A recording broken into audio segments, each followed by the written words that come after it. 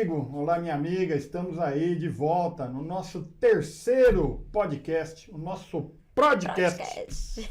O podcast do Instituto ProPM. Seja muito bem-vindo. Hoje temos um convidado aqui ilustre, né? Super especial. A gente, estávamos muito ansiosos para bater um papo com ele, né, Coronel? Muita história de vida, né? Muita parceria conosco. Estamos aqui com o professor Vilas Boas. Que alegria, que honra estar conosco aqui. Ele que tem um currículo extenso, que ele vai contar aí hoje um pouquinho pra gente, né? Sei que ele é meu colega aqui, ó, jornalista. Legal. Primeiro agradecer, né? Agradecer a vocês, agradecer a ProPM e muito legal Agora, o nome que vocês criaram, Podcast. Podcast. Muito bom, tudo a ver. Agora o ProPM, o Instituto ProPM. O ProPM. Instituto ProPM. Muito bom. Nós tivemos recentemente uma mudança, né? Você conhece bem a história. Nos tornamos agora um instituto. Então é o ProPM fazendo a diferença na vida dos policiais militares ao longo dessa história toda, que você vai nos contar um pouquinho, né? Como que foi a sua participação, né?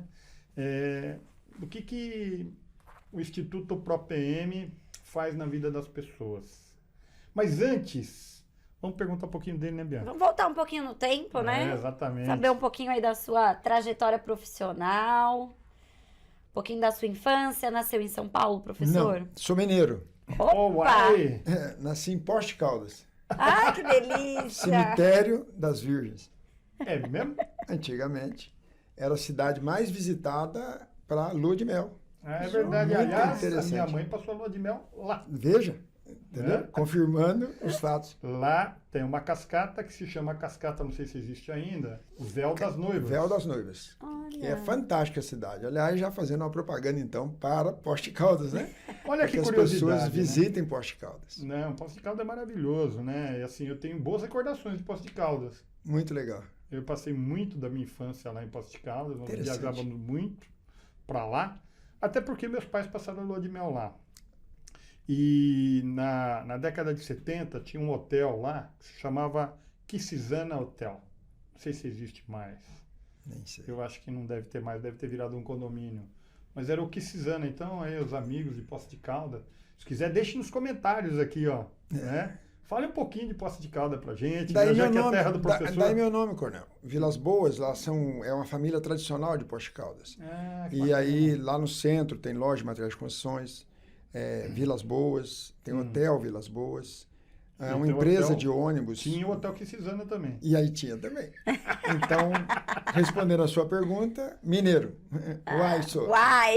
Sou. Que maravilha! Minas Gerais aí com vários talentos, né? Brasil afora. Voltando só um pouquinho de Poços de Caldas, nós temos o teleférico lá. né? Eu lembro do Teleférico. teleférico. Muito tão bom. lindo, né? Muito bom. E cristais também, né?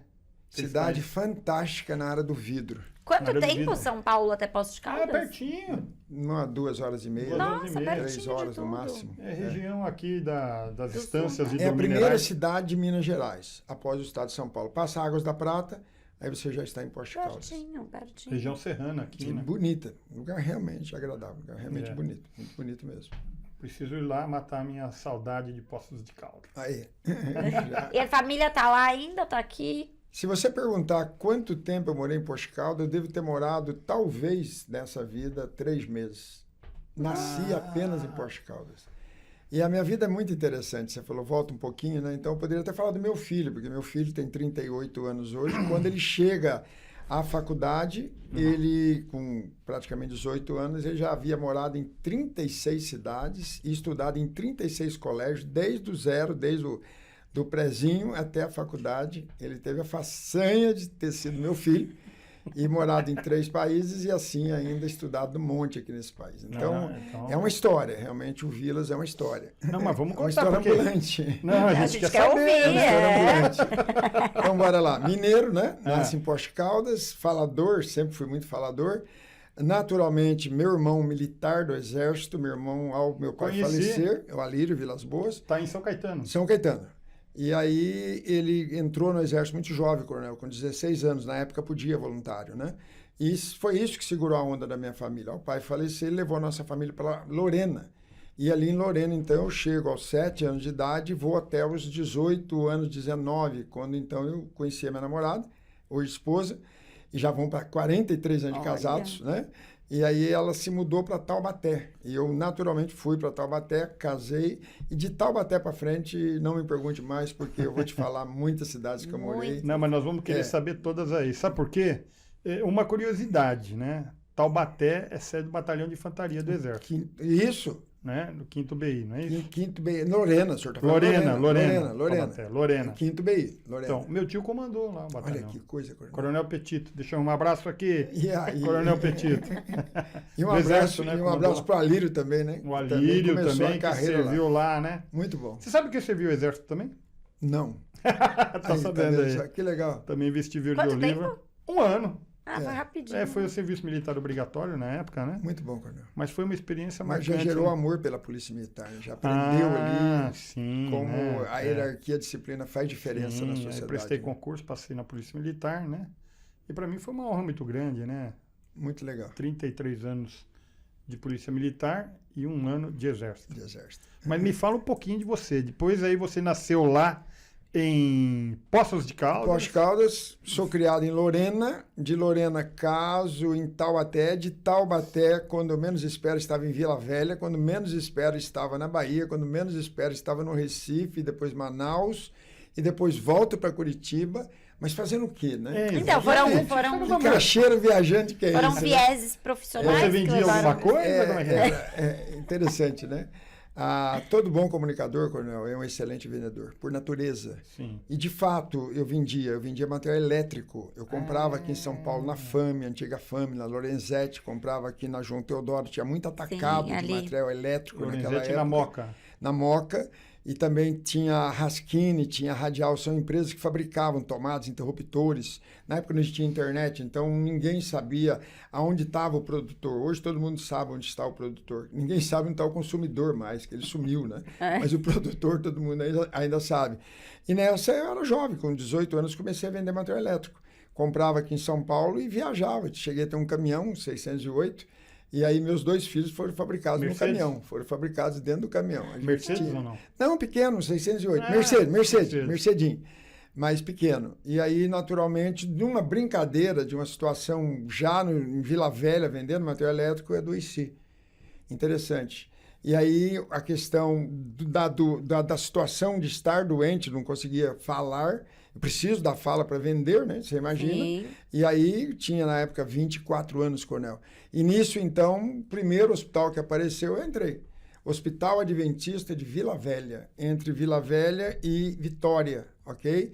Ali, então... Mas Vila Velha é do lado ali. Bem colado, Coronel. Colado mesmo. Uma ponte que separa. Isso, praticamente. Aí, nesse trecho, né, existia... Hoje já não existe o hospital mais lá.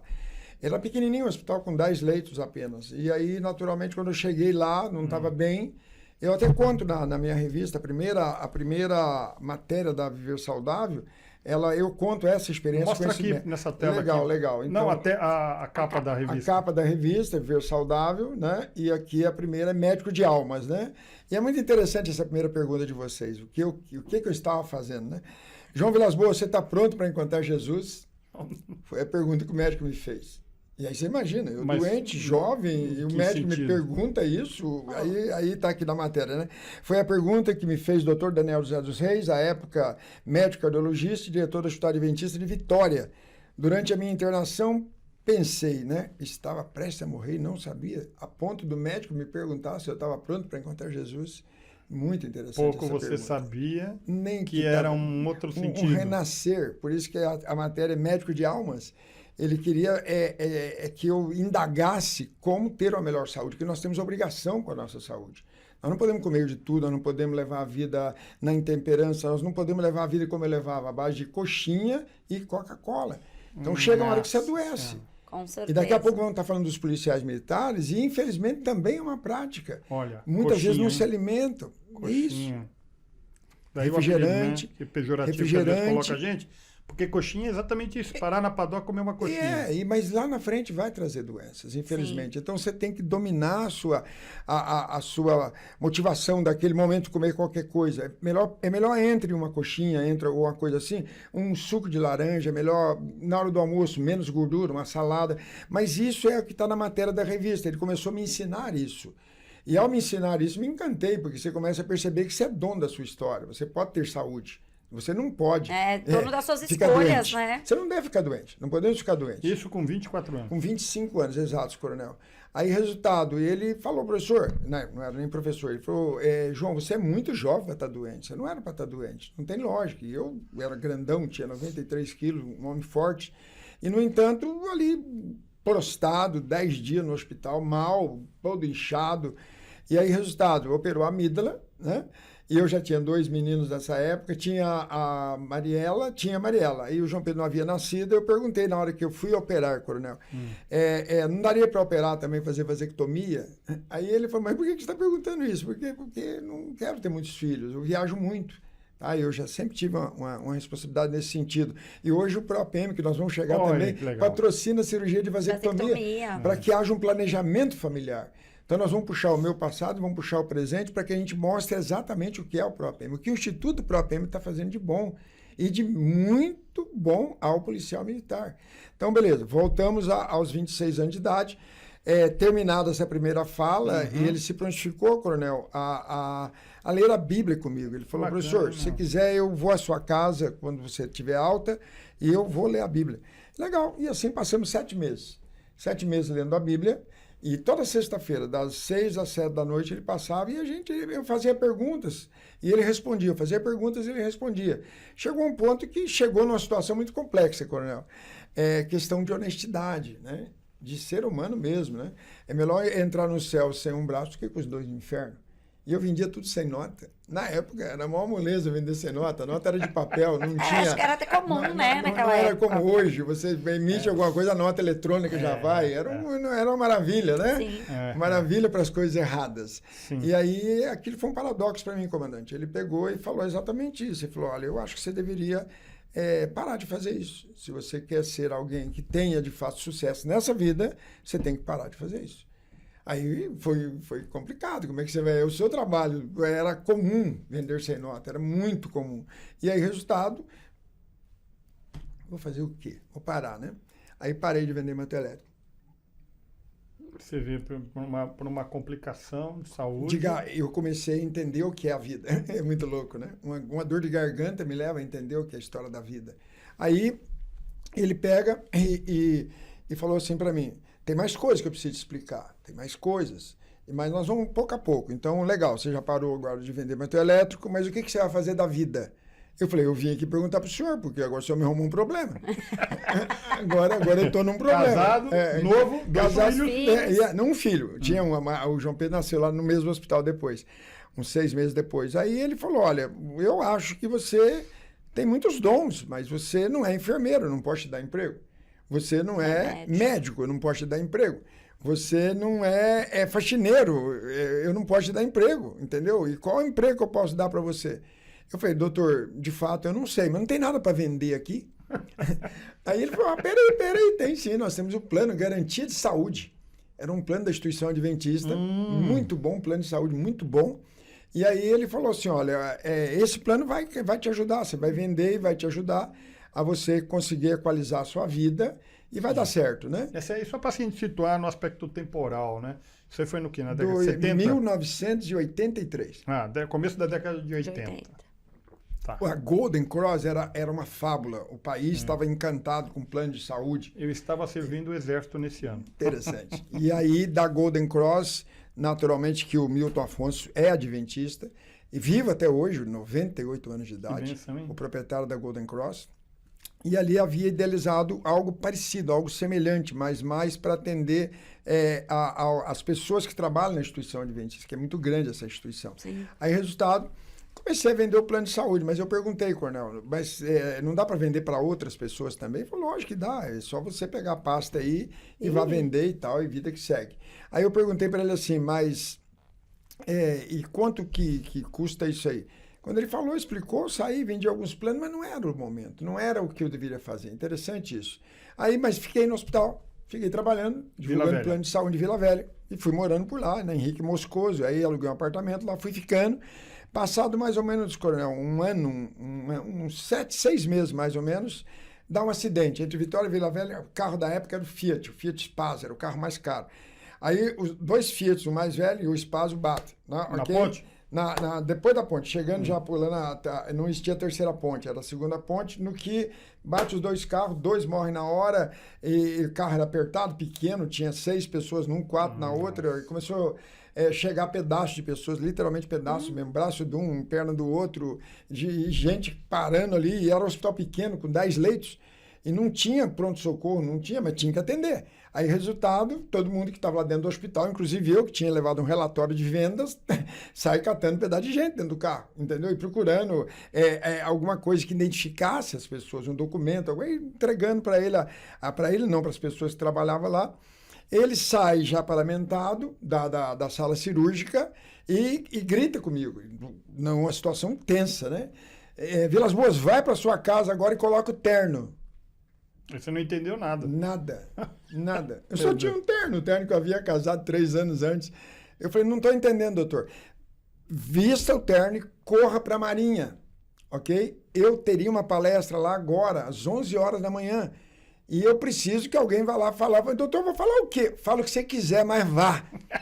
Colocou você para dar palestra. Isso, no lugar dele. Na época era fax. Aí mandou um fax para a Marinha apresentando agora, virei professor.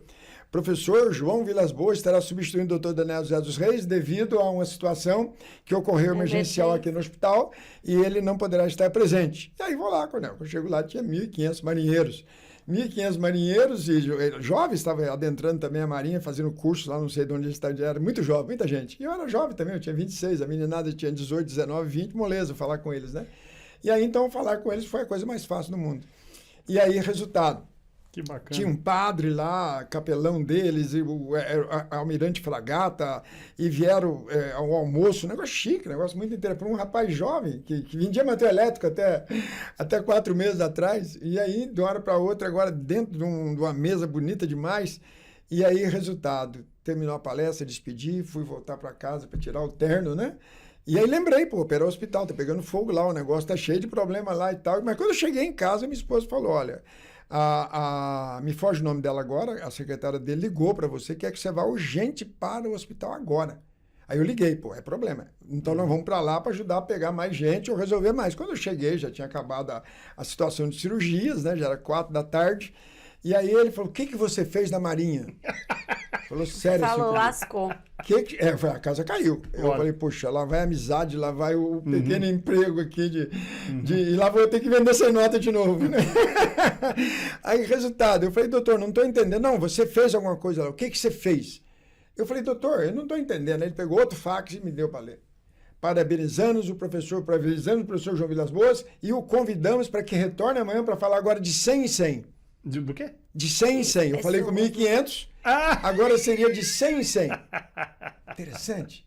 Fala para uma companhia, então. Eles queriam agora palestras mais longas para menos pessoas. Mas nessa primeira palestra que você deu aí para os 1.000, você falou sobre o quê? Eu só contei a história de poste caldo, eu só contei a história dos doces, eu só contei a história do material elétrico, e só contei a história de estar internado no hospital, que parei de vender sem nota e aconselhei de todos. Da sua vida, né? Lógico, aconselhei todos os meninos a não ser desonestos, a casarem, serem pessoas de bem, serem marinheiros de fato. E se encantou todo mundo, eu só falei a verdade, Coronel. O legal é que verdade não faz curva. Sim. Isso é que é legal. E aí, então, na manhã que eu volto, né? Eu volto para lá para dar mais agora uma palestra, era uma por dia, durante 15 dias.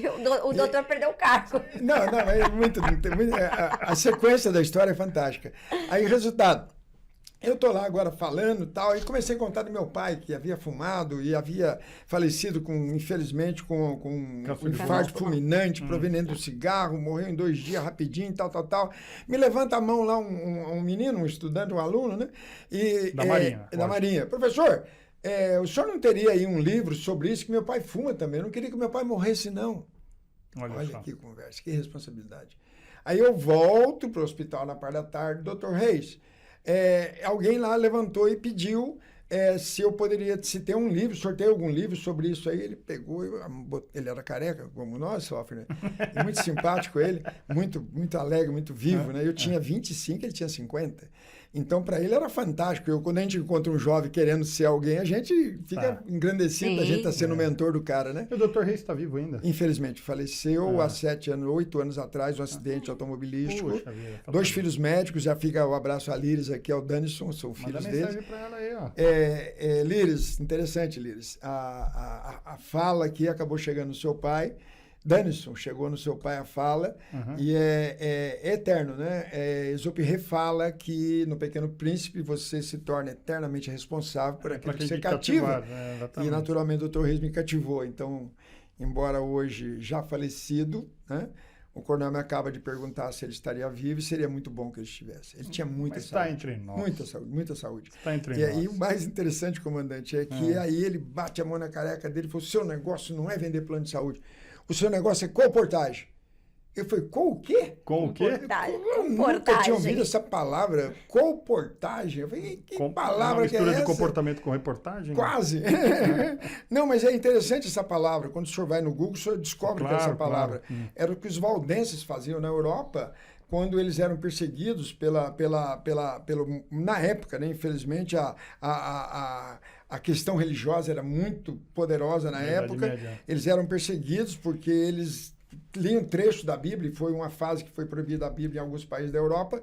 Aí, resultado, eles moravam nos montes e eles saíam com pequenos trechos para levar de casa em casa, para vender pedaços que eles escreviam e até ler só e ir embora. Então, naturalmente, essa palavra vem daí, colportagem. Aí eu perguntei, mas o que é isso, doutor? Ele falou, colportagem é o seguinte, a instituição adventista tem uma grande casa publicadora, na época era em Santo André, hoje é em Tatuí, enorme, onde Casa Publicadora Brasileira, CPB. Tá? Ela produz todos os livros didáticos da instituição adventista. A instituição adventista está educacionalmente em mais de 140 países. Fantástico. No nosso país aqui, então, é crescente o número de alunos, muitas universidades.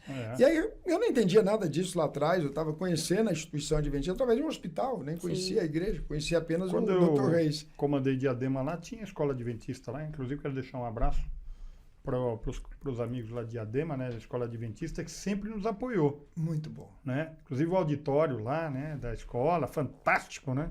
A gente sempre fazia reunião do batalhão lá, então quero deixar um abraço aqui a todos os colegas e amigos da Escola Adventista. Aproveito e faço um agradecimento também à escola do NASP, ali de Capão Redondo, que o Coronel Restivo, quando comandava o CPM-10, é exatamente o auditório usado, e até hoje é usado o auditório da instituição adventista. Nós, hoje, eu sou adventista, como adventistas, a educação é fundamental. Ela precisa ser fundamental para haver mudança de atitude.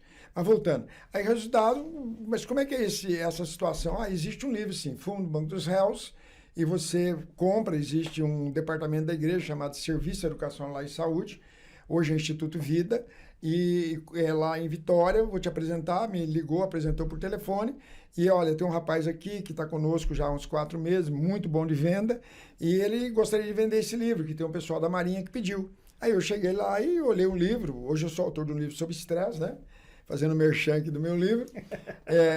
Aí até tem um capítulo que soube como deixar de fumar, exatamente por causa dessa história. Eu conto aqui um livro muito bom. Na época chamava-se Fundo Banco dos Réus. Aí eu perguntei para o pastor, que era o coordenador das vendas lá, eu falei, eu vendo esse livro por conta. Ele falou, esses livros da instituição adventista, Coronel, eles existem para ajudar os alunos a estudar. Então, um livro, por exemplo, vendido pela instituição adventista, no púlpito final, vamos contar R$40, R$20 pertence ao estudante. R$20 pertence ao estudante. 100%. Para poder ajudar os meninos a estudar. E eles pagam nas férias com o trabalho. 100% do lucro, né? Tira os custos, 100% do lucro. 100%. Aí, resultado, eu olhei e falei, fantástico. Né? Material elétrico sem nota dava 10%. Agora, com nota, tudo organizado, eu vou ganhar 100%. Né? Aí eu perguntei e falei, quantos livros o senhor tem? Ele falou, não estou entendendo. Você não tem uma pessoa que pediu para você um livro? Ok, uma pessoa que pediu um livro, mas quantos livros o senhor tem? Ele falou, peraí, não estou entendendo de novo.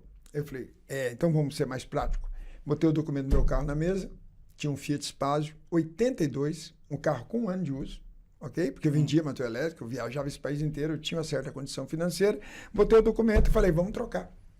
o senhor me dá em livro, o carro está aí fora, eu te entrego. Deu 3 combis de livro. 3. Encheu 3 combis de caixa de livro. Agora eu volto para minha casa. Desempregado, não vendendo mais sem nota, ok? E sem carro. E sem carro agora, e uma perua abre a porta e começa a entrar a caixa de livro. E ao invés do dinheiro, livre. E a minha esposa olha e separou de mim. Isso é muito interessante. Pegou o ônibus em Vitória naquela noite, 9 horas da noite, falou, tchau, tô indo embora. Pô, esse cara é maluco. Esse homem é é doido, louco. porque, peraí, eu tinha uma loja em Vila Velha quando eu conheci essa história de não vender sem nota. Acabei com a loja de uma hora para outra, tô lá tentando entender o que é um hospital, tentando vender plano de saúde, não era minha praia. Aí, resultado, agora acabou o próprio carro. E agora? Ela tinha razão.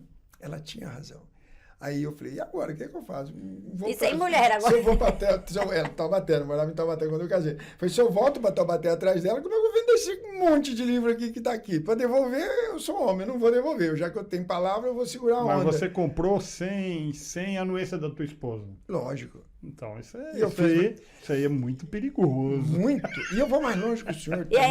Também fiz vasectomia sem a anuência dela e arrumei uma complicação. Por quê? Por isso que o ProPM hoje, ao cadastrar o policial para fazer vasectomia, temos uma psicóloga que liga a família, porque hoje é lei, tem que os dois ter anuência para concordar. Na época não precisava. Ou na época era diferente. A gente quase, o homem era provedor, ele era o dono de tudo, eu fui criado assim, você resolve tudo sozinho, você só não pode deixar faltar nada e tal. Mas numa situação dessa, o que ocorreu? Ela realmente estava num problema. Por quê? Porque agora o próprio marido dela acabou com a última coisa que tinha. E aí, não tendo mais alternativa, não posso ir para Taubaté, não posso devolver o livro, não posso vender plano de saúde, eu naturalmente tenho que vender os livros, joelho no chão. Aí fiz um acordo com Deus, eu falei, se eu vender, metade é seu. Aí eu procurei o Dr. Reis, eu comprei um monte de livro. Agora eu estou fazendo um acordo com Deus, não é com o hospital, não. Se eu vender, eu quero empregar metade em alguma coisa legal. Eu falei, então vamos para a Barra do Jucu. Logo depois de Vila Velha. Temos tentando montar um grupinho lá. Por que você não doa esse dinheiro? Mais crente que ele, viu? Porque eu nem tinha vendido nenhum ainda. E ele já visualizando o final da história. Pra quem mais crente que eu. E ele falou, então vamos lá. Aí a gente compra um terreno lá, ok? E aí você constrói uma igreja com esse dinheiro que você vai ganhar. Rapaz, olha o poder da influência. Mas você sabe que... Eu acho que ele te deu propósito também, assim, sabe? Muito. Foi um mentor mesmo, assim. Muito. Eu digo por mim, jovem, assim, quem me dera ter uma pessoa que fala assim, você não nasceu por isso aqui não, você vai fazer tal coisa. Porque a gente se sente muito perdido, né? Mas aí, olha a história anda. Aí, resultado, joelho no chão, metade, a Bíblia só pede 10%, né? De qualquer igreja, até a católica, hoje o pessoal é dizimista e tal, é 10% só. Você devolve 10%, a Bíblia faz de oferta também, você quer ajudar uma caridade aqui, ou quer ajudar a igreja, o problema é seu tal, vamos pra frente. Mas é só isso. Sim. 90% é seu. Agora eu rachei, half, metade. Aí, agora é um problema, né? E aí, como é que eu vou vender livro? Nunca tinha vendido livro na vida. Isso na década de 80. E ninguém nunca leu nesse país, nem hoje, nem antigamente.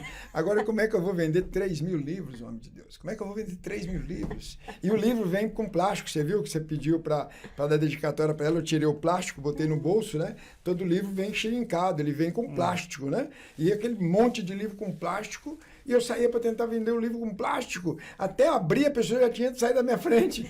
Aí eu falei, poxa, eu não vou conseguir vender esse negócio. Aí passou a noite inteira arrancando plástico. 3 mil plásticos, Coronel. Arranquei 3 mil plásticos, aquele monte de... Sozinho? Não tem, Aí juntou uma pilha assim, aí agora eu tenho 3 mil livros sem plástico e vou vender que jeito? Aí eu falei... Por quanto? Só tem quanto eu sabia. Já tem o preço tabelado, né? É organizado, o Brasil todo é o mesmo preço, muito bacana. Agora, mas como é que eu vou vender? Aí eu pensei, Vila Velha não vai dar para vender, porque aqui é um patamar melhor, prédio, você não consegue chegar sozinho num prédio. Aí perguntei lá, onde é que é a cidade que ainda tem casa? Porque eu era do interior, que Lorena, que por aqui é tudo casa, né? Não é prédio. Vitória já era grande. Já era grande. Aí eles falaram, olha, tem uma cidade chamada Domingos Martins. Lá é uma cidade legal, é meio pomerana, é muito alemão que mora por lá, e lá tem muito, eles fumam muito. Então. Eles fumam muito, o europeu fuma, como o chinês fuma muito hoje. Aí, resultado, foi legal, é lá que eu vou vender. Aí quando eu cheguei lá... Vai ele de novo, outra cidade. Aí agora eu peguei um ônibus, né, da Itapemirim até essa cidade, mas com umas 30... Pertinho, acho que 1 hora, por aí.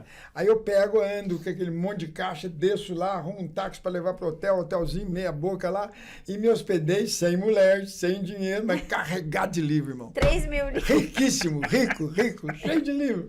Né? Se eu fosse ganhar 10%, se eu fosse ganhar 100%, eu calcular hoje fosse R$30, R$50 um livro, eu teria 3 mil vezes 25.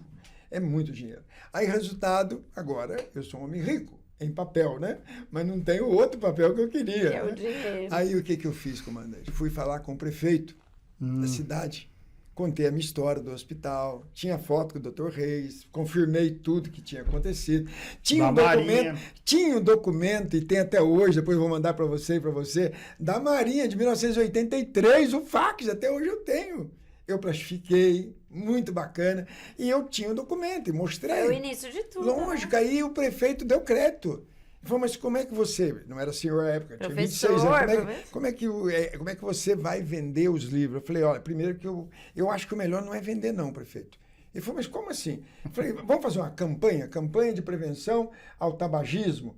E se o senhor me autorizar, eu vou de rua em rua entregando os livros. Oh, mas você não precisa vender? Eu falei, primeiro, eu entrego. Deixo um dia lá, já não tem um plástico, o pessoal lê, dá uma olhadinha, se gostar no dia seguinte eu volto recebendo ou pegando o livro de volta. O prefeito falou, fantástico. E assim eu fiz. Eu ia... Mas prefeito... A pessoa abria a porta, ok? Ó, com a autorização da prefeitura. Estou aqui para trazer uma campanha de prevenção ao tabagismo. Meu pai fumava, morreu porque fumava. Estou deixando um livro para a senhora. Exemplo, o livro custa R$40. Exemplo, se fosse hoje. Estou deixando, dá uma olhada. Se gostarem, amanhã eu volto, recebo o dinheiro. Se não puderem ficar com o livro por esse ou por aquele motivo, pode me devolver. Comandante, é igual vender bala em farol. Os caras põem aquela bala ali, muitos compram. Muitos compram. De 10, uns 3 compravam, mais ou menos. De 10, uns 3 compravam. Fantástico, né? 2 meses e meio, vendi 3 mil livros. Que bacana, hein? 3 mil livros. Construímos a igreja na Barra do Jucu. É mesmo? A igreja está lá até hoje. E eu tinha 26 anos. Agora, então, todo mundo olha para mim, né? A instituição adventista olha e fala, poxa, como é que esse menino fez isso? Pois é. Como é? Isso é Que façanha. virada de chave, Isso é né? façanha. Aí, resultado, sai daqui... Pastor Manuel Domingos, né? Ele coordenava praticamente a instituição aqui no lado do estado de São Paulo, e ele foi a Vila Velha me conhecer. Como é que você vendeu? Eu expliquei para ele e tal, como é que eu fiz. Aí ele falou, rapaz, você devia fazer teologia. Aí que confundiu o resto. Aí eu falei, peraí, eu devia fazer o quê? Não, você podia fazer a faculdade de teologia. Eu falei, onde é que fica isso? Tem uma lá em São Paulo, no NASP, e tem uma lá em Pernambuco, no Instituto Nordestino Adventista. Eu falei, mas o que é? Quantos meses é isso? Meses não. Não, são 4 anos. Faculdade, pô. Eu falei, mas peraí, 4 anos? Ele perguntou, você tem 2º grau? Eu falei, tenho. Ele falou, não, vai embora para lá. Presta vestibular e vai para lá. Aí, de novo, agora, olha só. Só que agora eu tenho que buscar mulher em Taubaté, né? Que em 3 meses eu vendi os livros, mas sem mulher. Isso prova também que muitas vezes sem algumas coisas a mais na sua vida você produz mais. Sim.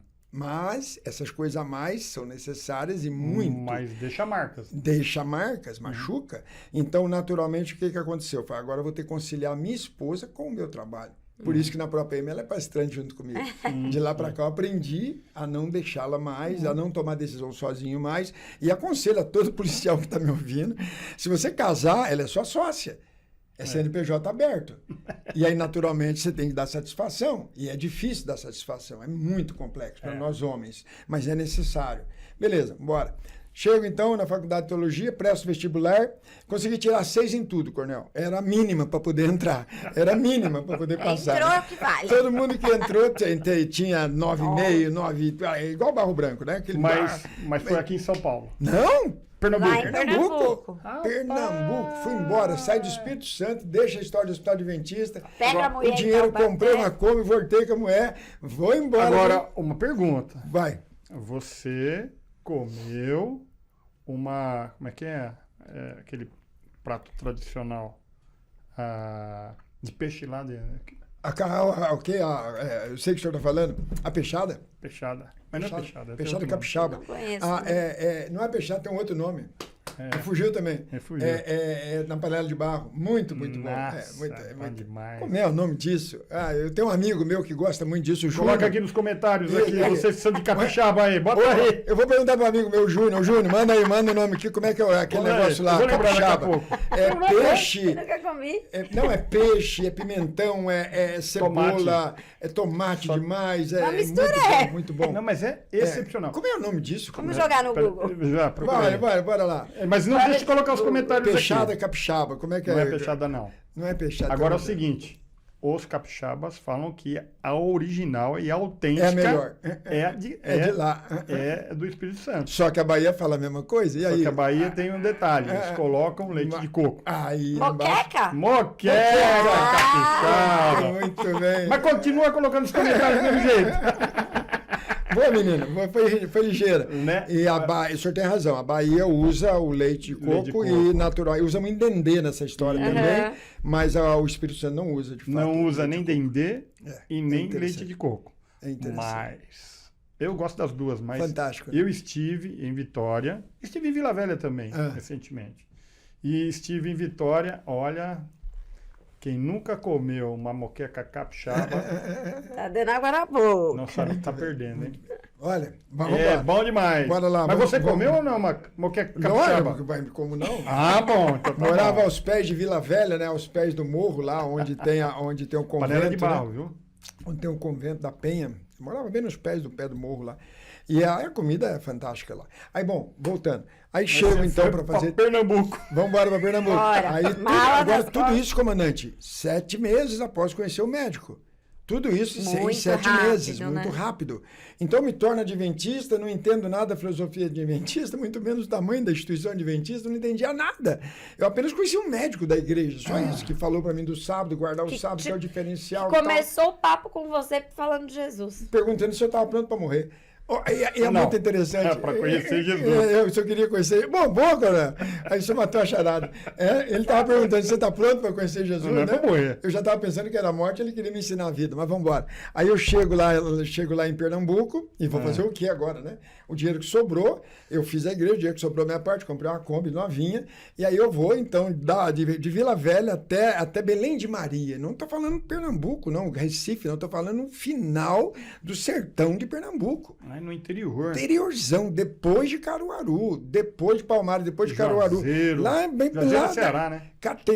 Ceará. É uma cidade chamada Catende, um lugar pequenininho assim. Dentro tinha uma cidade chamada Belém de Maria, menor ainda. Um rio que só tinha caramujo, povo pobre, infelizmente pobre. Os anos passaram, aquilo melhorou. Hoje é uma pujança aquele estado lá, hoje é uma pujança aquela pequena cidade. É no Vale de São Francisco ou não? Não é. Aí ela é para frente um pouquinho de Palmares, aí só entre Catende, chega lá. Já estamos chegando na Bahia. São Francisco morre na divisa. Mas também chega Petrolina. Com Alagoas, né? Não chega por ali também, aqueles pedaços lá? Porque agora você tem o braço, né? Aí vem lá do Rio São Francisco e acaba chegando esses pedaços todos. Mas resultado, comandante, chego lá agora com a Kombi, com a esposa e 2 meninos.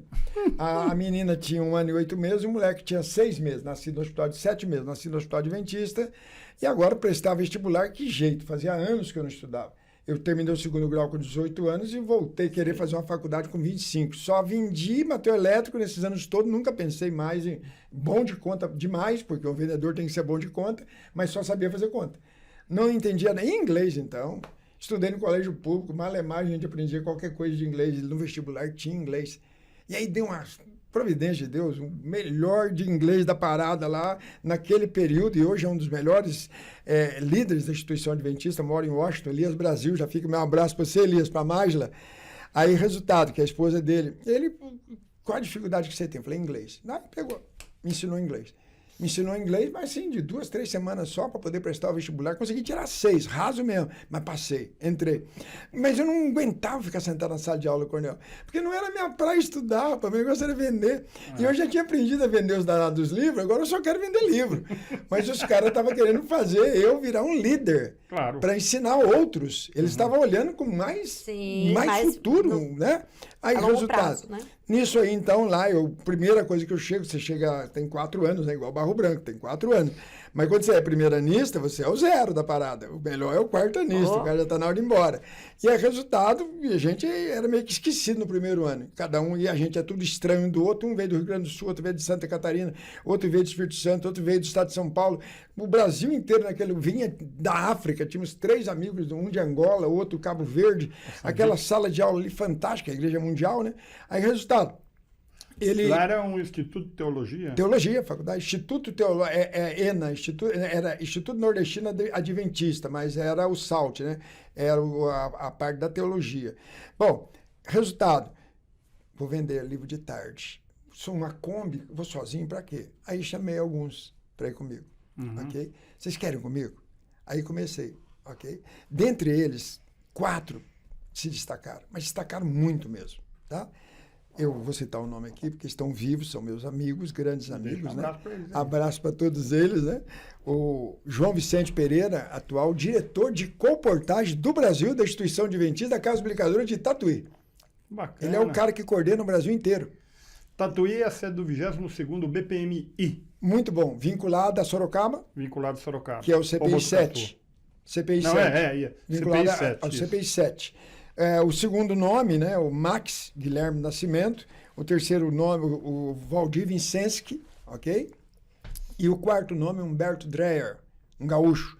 Então eram 2 gaúchos, não, um gaúcho, um catarino, 2 gaúchos. O João Vicente era gaúcho, o Humberto era gaúcho, o Valdir Vicente catarino, até hoje está lá pro lado de Curitiba, e eu mineiro, alocado no Espírito Santo e chegando lá em Pernambuco. Só que nessa brincadeira, o que aconteceu, só? Saía toda tarde para vender livro. Então eu aguentava metade do dia estudando, porque à tarde eu já ia fazer o que eu gostava, né? Trabalhar. Aí, resultado, levava e a gente fazia um processo muito interessante. A gente dizia, ó, como está todo mundo tentando aprender, né? O que a gente vender, a gente vai fazer um rateio. O que vender, independente se foi esse ou aquele, vamos sortear? Não, pelo contrário, vamos somar, vamos pagar a parte que pertence à instituição e o nosso aqui a gente vai dividir. Dividir 25% para cada um. Todo mundo. E assim foi. Resultado. Nessa brincadeira, estou chegando onde eu quero porque viajei tanto esse país. Nessa brincadeira, gente, agora eu não era mais um ex-caminhoneiro, não era uma pessoa do nada. Eu estava fazendo uma faculdade, eu tinha uma instituição séria, como know-how, por trás de mim e documentado. Então, quando cheguei ao prefeito de Caruaru, eu cheguei agora como estudante da Faculdade de Teologia, muito conceituada naquela região. Resultado, consequentemente, o prefeito, então, já abriu as portas. E aí ele falou, você poderia fazer um trabalho para nós também, nos bancos. Interessante. Os bancos sofriam muito porque o funcionário fumava muito. Ah, nos bancos? Nos bancos. Pensei que era bancos escolares. Não, nos bancos mesmo. Banco do Brasil, na época, muito forte. Caixa Econômica Federal, muito forte na época. Naquela época era muito comum. Fumar era as propagandas, né? O Marlboro. Venha para a terra de Marlboro. Né? Muitos foram, morreram mesmo. Então, resultado. Não, e muitos filmes, né? Não, todos.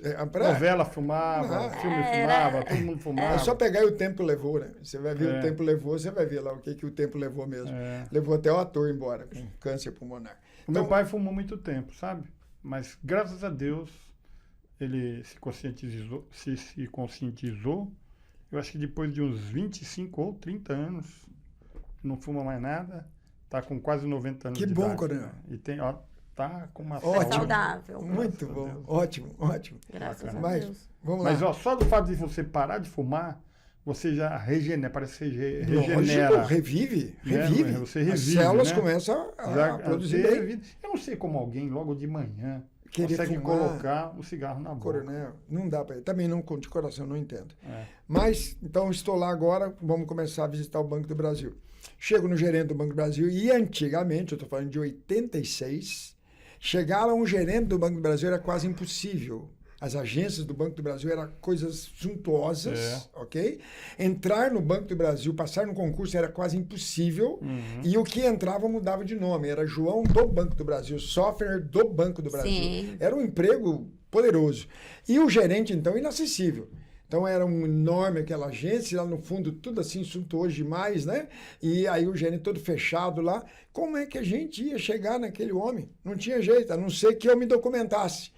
Aí comecei a fazer pequenas palestras agora na prefeitura, ok? Documentei. Aí fui num outro local. Aonde eu fui? Eu fui no SESI.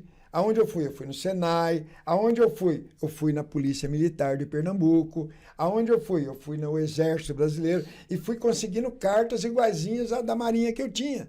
Você lembrou daquele negócio lógico, lá. aí eu montei um portfólio, eu montei uma pasta. Sim. Então, quando eu cheguei por último no Banco do Brasil, eu já era um homem documentado, ok?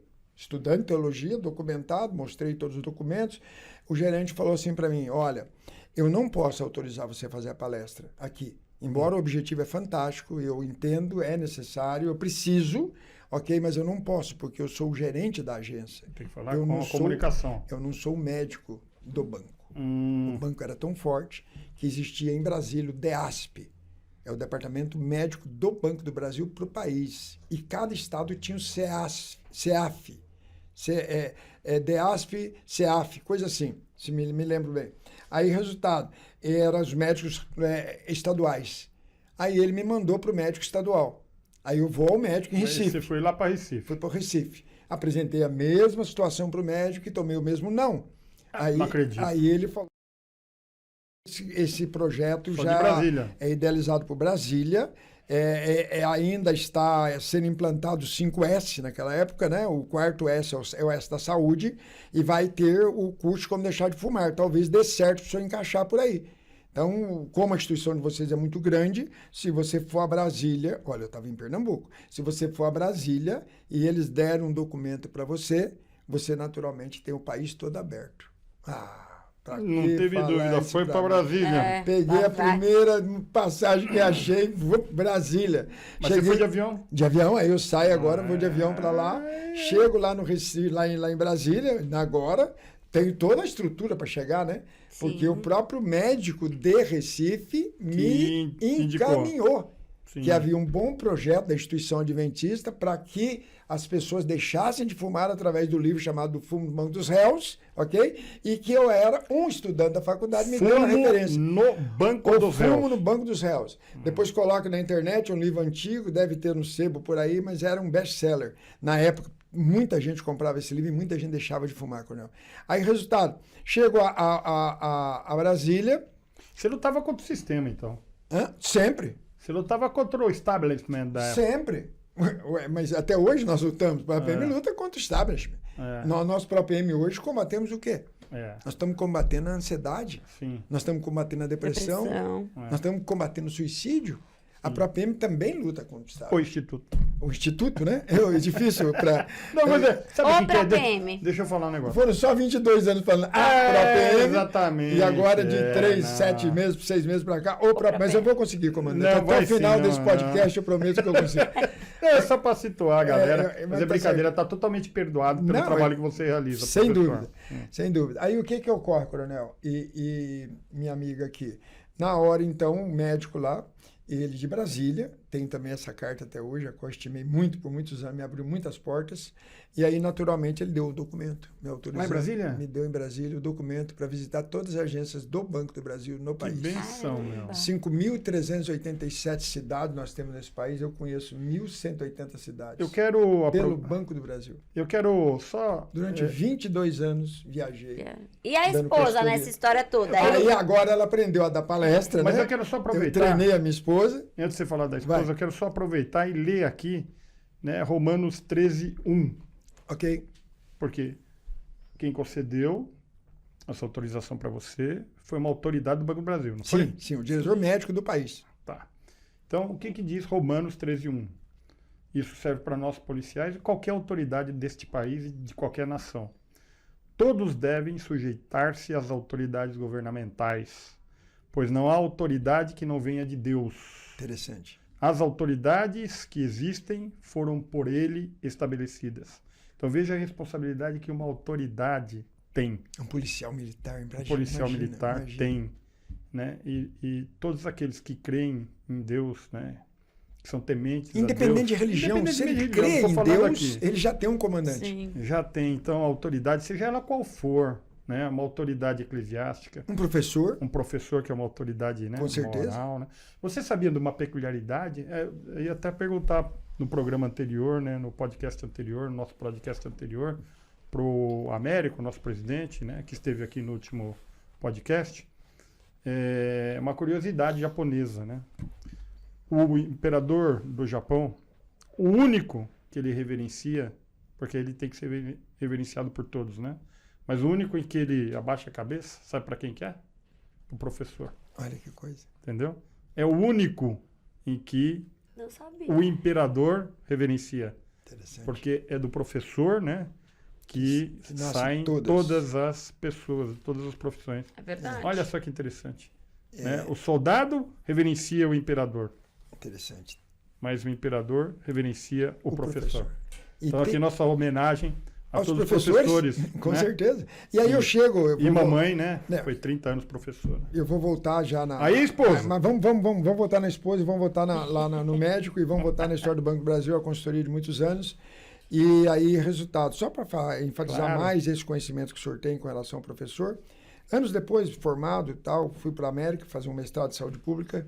E aí, Unidos. nos Estados Unidos, eu cheguei em Massachusetts. Mas você estava em Brasília, né? Não, vou voltar lá atrás, mas só para falar do professor.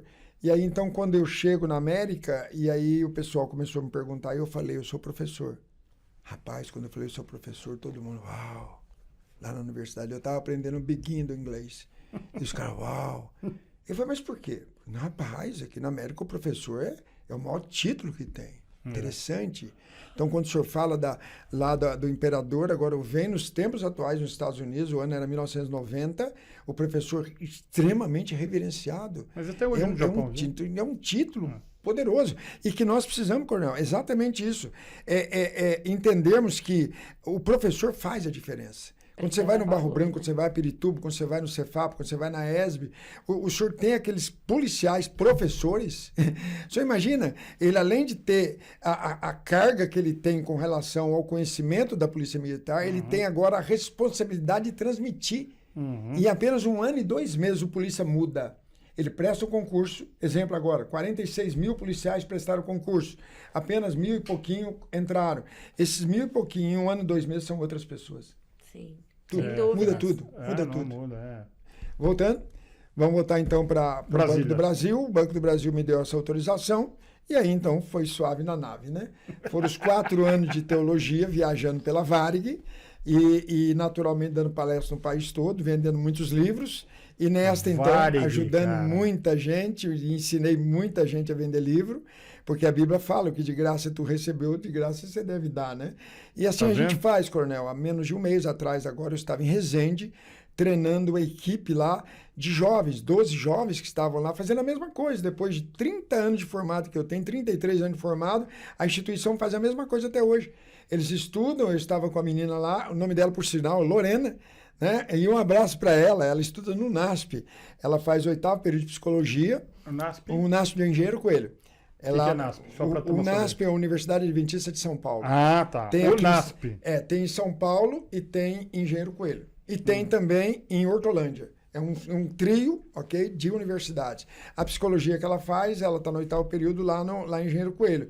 E aí eu fui lá, eu e minha esposa fomos lá falar com os meninos. E aí a reportagem, a gente lá atrás, a vida da gente volta. Encontrei meninos lá de 19, 20 anos, 22 anos fazendo pedagogia, fazendo isso, fazendo jornalismo, fazendo isso, aquilo, e precisando vender os livros para poder pagar o estudo. Isso é muito bonito. Sim. Não é o pai dele pagando, não é a mãe dele. A maioria, quando formar, vai ajudar os pais que são carentes.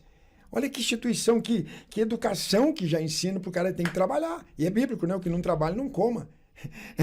É muito certo isso. Agora eu vou naturalmente ficar nas costas dos meus pais, eu não trabalho, eu tenho celular caro, eu tenho isso caro, eu tenho aquilo caro, mas eu nunca fiz nada por isso. É o nem da vida. Não faço, não estudo, não trabalho, mas eu quero. E eu quero bens cada dia mais caros. E os meus pais sofrem por isso. Isso é um outro ponto de um outro podcast, onde nós podemos falar de família, que é um ponto muito necessário hoje a todo mundo, inclusive a policial militar. O senhor vai ser mais requisitado aqui. Hein? A gente vem com E uma querem agora, né? Tem... E se não der, eu não pedi para nascer. Você escuta isso. Eu escutei do meu filho. Ok? João Pedro tinha 15 anos, eu não pedi para nascer, eu também não pedi para você vir. Eu estava tendo relação sexual com sua mãe, você veio porque você quis. E você é o melhor, porque eram 399 milhões de espermatozoides. Você chegou na frente, você é o cara. Portanto, a partir de hoje, vai trabalhar, ok? Tirei ele da escola à parte da manhã, botei ele à noite para estudar no colégio lá no Recife. E naturalmente foi trabalhar. Mas como é que você vai arrumar emprego? O jovem não pode trabalhar. Eu falei, pode, eu tenho amigos. Aí foi na Picante o Dadá, botei ele para trabalhar num restaurante. Ele falava fluentemente inglês, já havia morado 3 anos na América, ele sabia falar, então naturalmente a perna inchava, desinchava. O salário era 183 Por que reais. a perna inchava? Porque é garçom, fica o tempo todo em pé. Tá. Ele das 8 da manhã até as 6 da tarde em pé no restaurante. E ele Nossa. começou no boas-vindas em inglês para os gringos que vai lá passear. A perna inchava, desinchava, o primeiro salário, 183. Salário mínimo, né? Recebeu. Aí eu falei, poxa vida, né? Agora ele vai comprar o que ele mais sonhava, um tênis, né? E aí você pensa que ele comprou tênis? Negativo. Aí ele comprou óculos, fez isso, comprou aquilo, sobrou dinheiro, comprou uma prancha de surf. Mas peraí, mas com o meu dinheiro só comprava o que ele queria? Não, ele comprava o que os colegas queriam.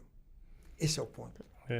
Ele tinha que ter igual, porque se ele não tivesse igual, ele era, infelizmente, o tal do bullying. Desconsiderado, né?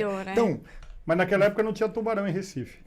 o senhor quer entrar em detalhe, ele quer entrar em detalhe. Então vamos falar de tubarão. Vamos falar de tubarão no Recife. Aí agora o meu filho tem uma prancha de surf, eu moro em Boa Viagem, de frente para o mar, ok? Dando consultoria para o Banco do Brasil, já tinha voltado da América, depois eu conto a história da América. Mas na década de 90. Não, agora já estamos falando de 96. Essa época do tubarão.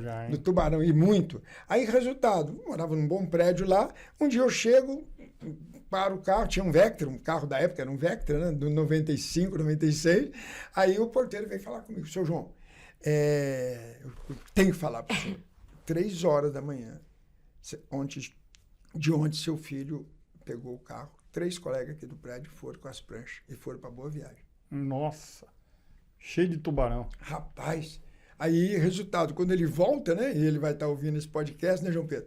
E hoje está na Europa. Hoje, pousou ontem lá. Aí, ó. Tudo graças a essa história do tubarão, viu? Real. Aí, resultado, agora ele trabalhava, ele comprou a prancha, agora ele foi surfar de madrugada. Aí eu peguei e falei para ele, agora, irmão, agora você vai escolher de fato o que você quer dessa vida. Porque se acontecer mais uma vez assim, você não vai mais nem ter opção do que você quer fazer. Por quê? Porque eu vou tirar você da escola. Na época não tinha conselho tutelar, né? Porque você fazia o que você queria, meu filho não vai estudar. Porque eu quero ele vivo, eu prefiro ele vivo do que ele morto na boca do tubarão. Aí quando eu assustei ele que eu ia tirar ele da escola, ele caiu o trecho. Mas já trabalhava. Mas de madrugada, ainda à noite? De madrugada, 3 horas da madrugada, Cornel. Pelo amor de Deus. E aí eu fiquei sabendo que a molecada tudo fazia isso lá, aí eu fui nos bombeiros lá da beira da praia e foi eu isso. Fiquei alojado nesse quartel do Corpo de Bombeiros em Boa Viagem. Muito bom lugar. Aqui, ó, só um comentáriozinho. No último ano da academia, em 87, nas férias de julho, a gente aproveitava e saía pedindo carona, né? Olha. Então saí pedindo carona pela Dutra, olha, 87, cadete, último ano, fardado, desarmado, viajando pelo Nordeste, fui de avião daqui até o Rio, nunca tinha andado de avião na vida, pela FAB. Muito bom, comandante. Aí depois pegamos uma carona de Brasília, porque foi até Brasília, a gente queria até Fortaleza. Conhecer tudo. Aí de Brasília nós fomos até a Bahia de ônibus, aí de ônibus, eu e mais um colega, o Leandro, um abraço aí, Leandro. Aí fomos lá para Bahia, da Bahia nós fomos parar em Alagoas, Maceió, de Maceió em Recife, Boa Viagem. Mas naquela época tinha os Recifes, tinha o que protegia. Que era artificial, né? Mas não tinha tubarão naquela época. Não tinha. Era diferente. Segundo a história, Cornel, é que... Por causa do porto, né? O porto foi chegando, os manguezais foram perdendo a situação, ok? E os tubarões também começaram a perder comida. Então começaram a invadir. Invadir virou, né? Então, o ano de 96 morreram mais de 40 pessoas. Quer dizer, surfista na praia é foca. Foca é comida de tubarão. Tubarão. E aí, resultado, voltando para nós... Mas aí, nós... nesse momento, assim, você sentia que a sua vida, você falava, pô, venci... Minha vida que, ó, eu que vendia lá material, agora tô aqui, tô trabalhando pro Banco do Brasil, tô aqui em Boa Viagem, que você falava. Mas vamos voltar então, antes da Boa Viagem? Você se sentia, tipo assim, realizado? Tipo, nossa, agora vamos ser tô brilhando aqui. Você se sente realizado? Vamos ser sinceros. Não. Não, eu não me sinto. Você se sente realizado? Não. Eu não me sinto até hoje. Sabe por causa do quê? Porque o realizar é o pacto da vida. Você tem que estar sempre sonhando, você tem que correr atrás, tem que fazer um curso de inglês aqui, cabe ao policial militar. Além do que já tem de estudo, tem que continuar estudando, tem que querer crescer, tem que querer fazer uma viagem, tem que querer casar, tem que querer ter Perde o filho. sentido, né? Você não perde a lógica. Então, e quando você vê que é tão interessante, eu quero ter um carro, quando você tem, você não quer aquele, você quer outro. Aí eu quero ter um barco, eu quero outro. Eu quero ter, entendeu? Você pode ter tudo melhor. Agora, nós temos que continuar sonhando. O que é a depressão? Infelizmente, são buracos na pista. Falando já dos dias de hoje. E você passou por depressão? Vamos já puxando o assunto, né? E ele parece que a gente combinou antes e não combinamos nada. Não combinamos nada. Nada. Aí eu tô lá, me formo e tal, resultado, 4 anos de boa, Banco do Brasil, vendendo livro, ajudando colega de montão. E naturalmente a vida que segue aí veio para que eu fosse liderar a história da comportagem no Pará. No Pará, em Belém do Pará. Foi parar Quando lá em Belém do eu tô Pará. lá no Pará, 3 meses trabalhando lá, mas eu vi que não era a minha praia. Eu pensei, poxa, eu sou vendedor, eu não sou administrador. Tentaram fazer um administrador, mas não conseguiram. Mas não Em 4 rolou. anos não A conseguiram. gente sempre puxa um pouquinho da culinária. Comeu o tucupi lá ou não? Muito, e tacacá também. O tacacá, já ouviu falar isso? Já. Muito Nunca legal. experimentei, Aquela mas folhinha verde. Nunca muito. experimentei. É uma meleca, é um negócio, é um mas deve caldo. ser bom, né? É um caldo e tem uma folhinha verde no meio que parece cocaína. O senhor mastiga e aí fica todo Não sei como é que é. amortecido. Não, amortece a boca por dentro. É um barato. Quando eles vendem para nós, já falam, ó, isso aqui vai deixar você com a boca aí igual o povo da Bolívia, né? O povo lá Meu Deus. É um wasabi do norte, né? Beleza. Voltando. Aí, resultado, Coronel, nessa situação, eu me formo, já agora, tentando me ajustar ao sistema adventista de administração, que é extremamente organizado. 2 grandes empresas desse mundo, né, são votadas como uma das melhores, a Shell e depois a Instituição Adventista no mundo, é um negócio muito, muito forte. E aí, resultado, eu não me adaptei. Não consegui me adaptar a ser funcionário. Eu não consegui. Eu era vendedor. Meu negócio é vendedor. Aí, resultado, né? Fui para a América. Quando chego, eu queria fazer o mestrado. E aí, você teria a possibilidade de ter sido militar, então? Só vesti farda na minha vida uma vez, coronel, escoteiro. Fui adventista, escoteiro. né, ou não? Fui escoteiro. Não. Lá é desbravador. É desbravador. Eu fui escoteiro mesmo. Eu fui escoteiro em Lorena. Sempre alerta, né? Com a mão esquerda, hein, meu? Robert Smith Baden-Powell. Mas é com a mão A mão esquerda. esquerda eu cumprimento. Mas a continência. Com a mão esquerda eu cumprimento assim. assim. Com a mão esquerda eu cumprimento assim, com essa direita eu dou, né? Aí a gente, né, é sempre alerta. Sempre alerta. A única vez que eu vesti farda foram esses 3 anos, eu entrei lobinho, passei a sênior, já estava com 15 anos, parei de ser escoteiro. Só essa fase, meus irmãos militares. Seu irmão. Um é do Exército, o outro é o Rodoviário Federal, aposentou como inspetor do Estado de São Paulo. O Hamilton Vilas Boas, abração para ele também. Nós estamos ficando velho, né, em tese, né? Eu estou com 64, jovem, pô. eu sou caçula, sou 64, tem o O Hamilton espírito desse homem. 69, né? E o outro tem 76, mas nós estamos bem ainda, graças a nossa família tem uma saúde legal. Tanto é que eu passei, vamos chegar daqui a pouco no que eu passei, né? Para estar contando toda essa história aqui. Beleza. Aí o que acontece? Uma vez agora chego na América e naturalmente agora o inglês muito macarrônico e para estudar lá necessita TOEFL.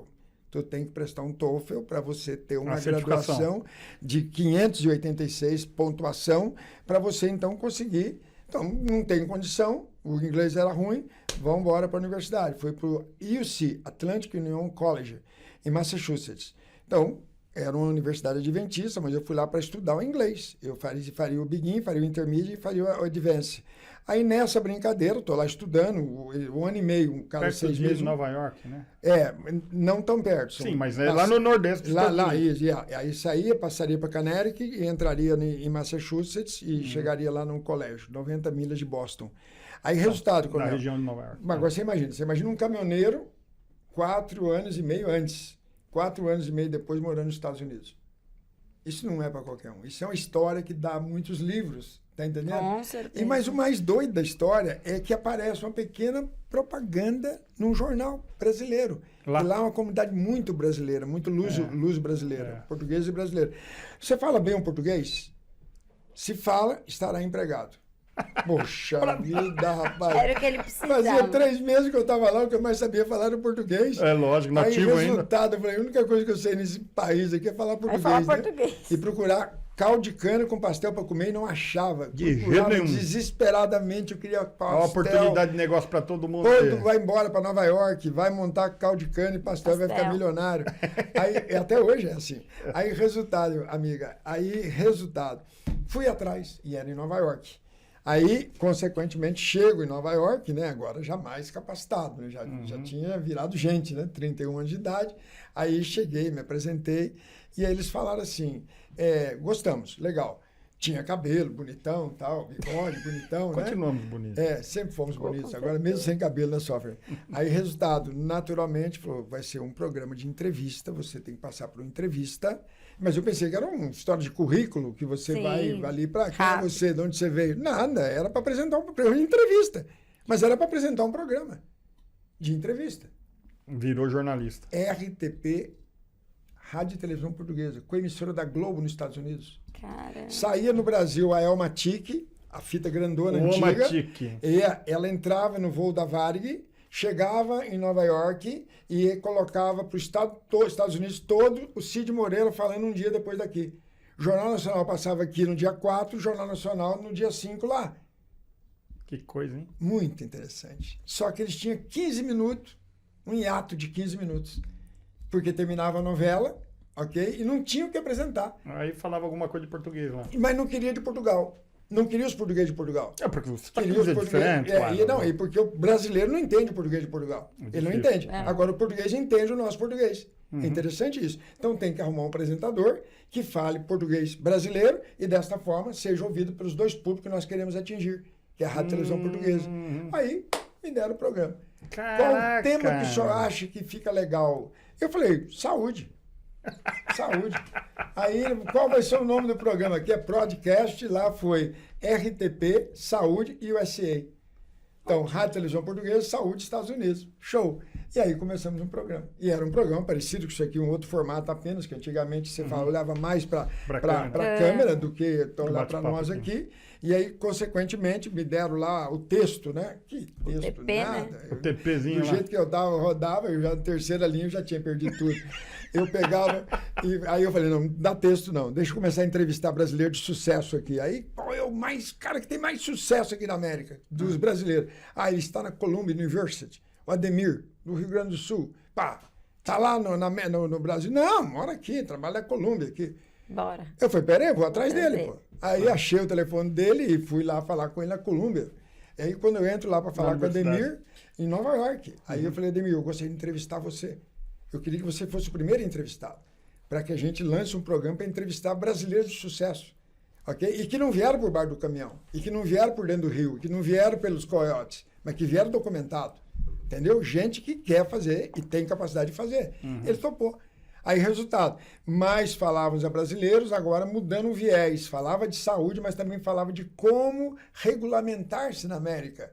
E de como corrigir, de como sair do 84, ok? Para ir para o I-20, para ir para o Green Card. Nós começamos a aprender agora o tema que o brasileiro precisava. Informação, né? Levar Tudo que o cara precisa. É. Ele quer ficar, ele quer legalizar. E aí o programa virou, foi muito bom. Nisso aí eu passei lá 1 ano e meio apresentando o programa de televisão lá. E tenho no meu passaporte 18 carimbos. Nesse 1 ano e meio vim para o Brasil 18 vezes. Agora me diga uma coisa. Peraí, um detalhe. O brasileiro que vai para lá não volta. É, verdade. Então por que eu voltava? Pois é, por que você voltou? Para vender livro no Banco do Brasil, do país inteiro. Mas agora olha o currículo. Agora é um apresentador de televisão nos Estados Unidos, que vem ao Brasil, que já é apresentado pelo Dr. Eduardo, diretor médico do Banco do Brasil, já há 3 anos atrás, e ele continua, e ele ainda era o médico na época, hoje deve ser falecido, que eu estou falando muito tempo atrás, ele tinha uns 50 e poucos anos, então tinha toda a documentação, mas agora tinha um currículo. Então agora não era chegar a falar com 10 bancadas, agora eles colocavam em auditórios grandes, para a gente poder divulgar os livros, e assim eu vivi lá.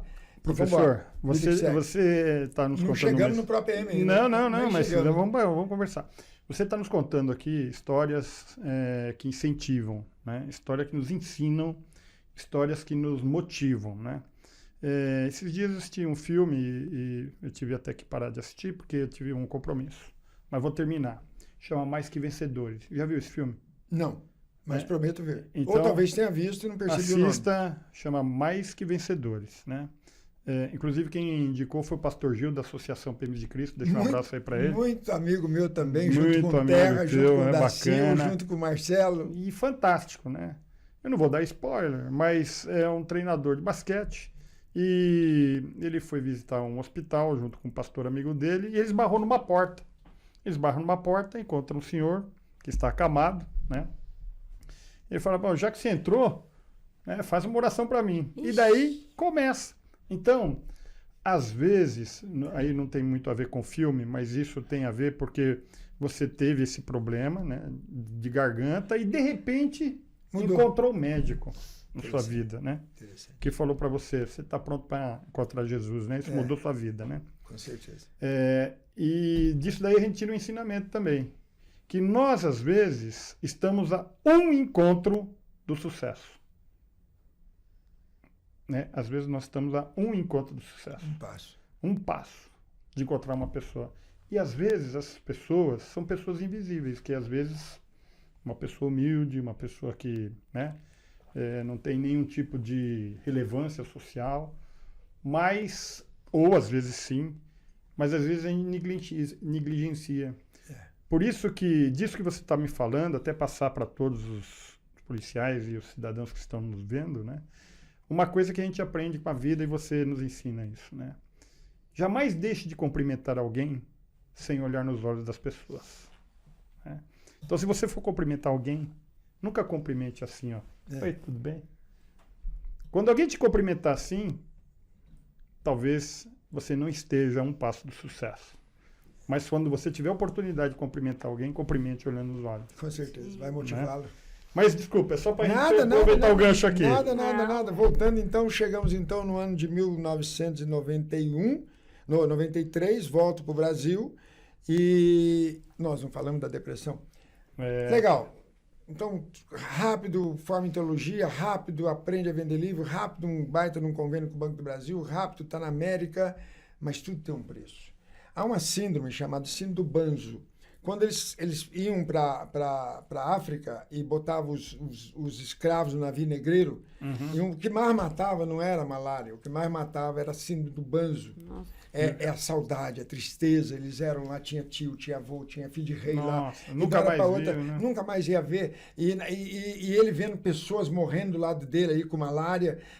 Ele não morria, mas ele tinha aquela síndrome, a síndrome do Banzo, que na realidade é tarde da síndrome do Banzo, depressão. Então vamos chegar na depressão para explicar a minha situação da depressão, que é um problema sério hoje, mas que eu já enfrentei em 93 nos Estados Unidos. Legal. Aí, resultado, de uma hora para outra, você está num país que nasceu, a língua não é sua, tudo que você fizer lá, nada você pode trazer. Na época não podia trazer nada, você podia ter o melhor carro do mundo, você não podia trazer, você podia ter o melhor computador do mundo, você não podia trazer, era tudo proibido de chegar com importação aqui. E resultado, aquilo foi me dando angústia, porque eu vinha ao Brasil, comprava os livros da Casa Publicadora Brasileira, vendia os livros aqui, com o dinheiro daqui eu sobrevivia lá, porque eu queria fazer o mestrado de saúde pública. Então chegou uma hora que eu não conseguia o TOEFL, eu não conseguia.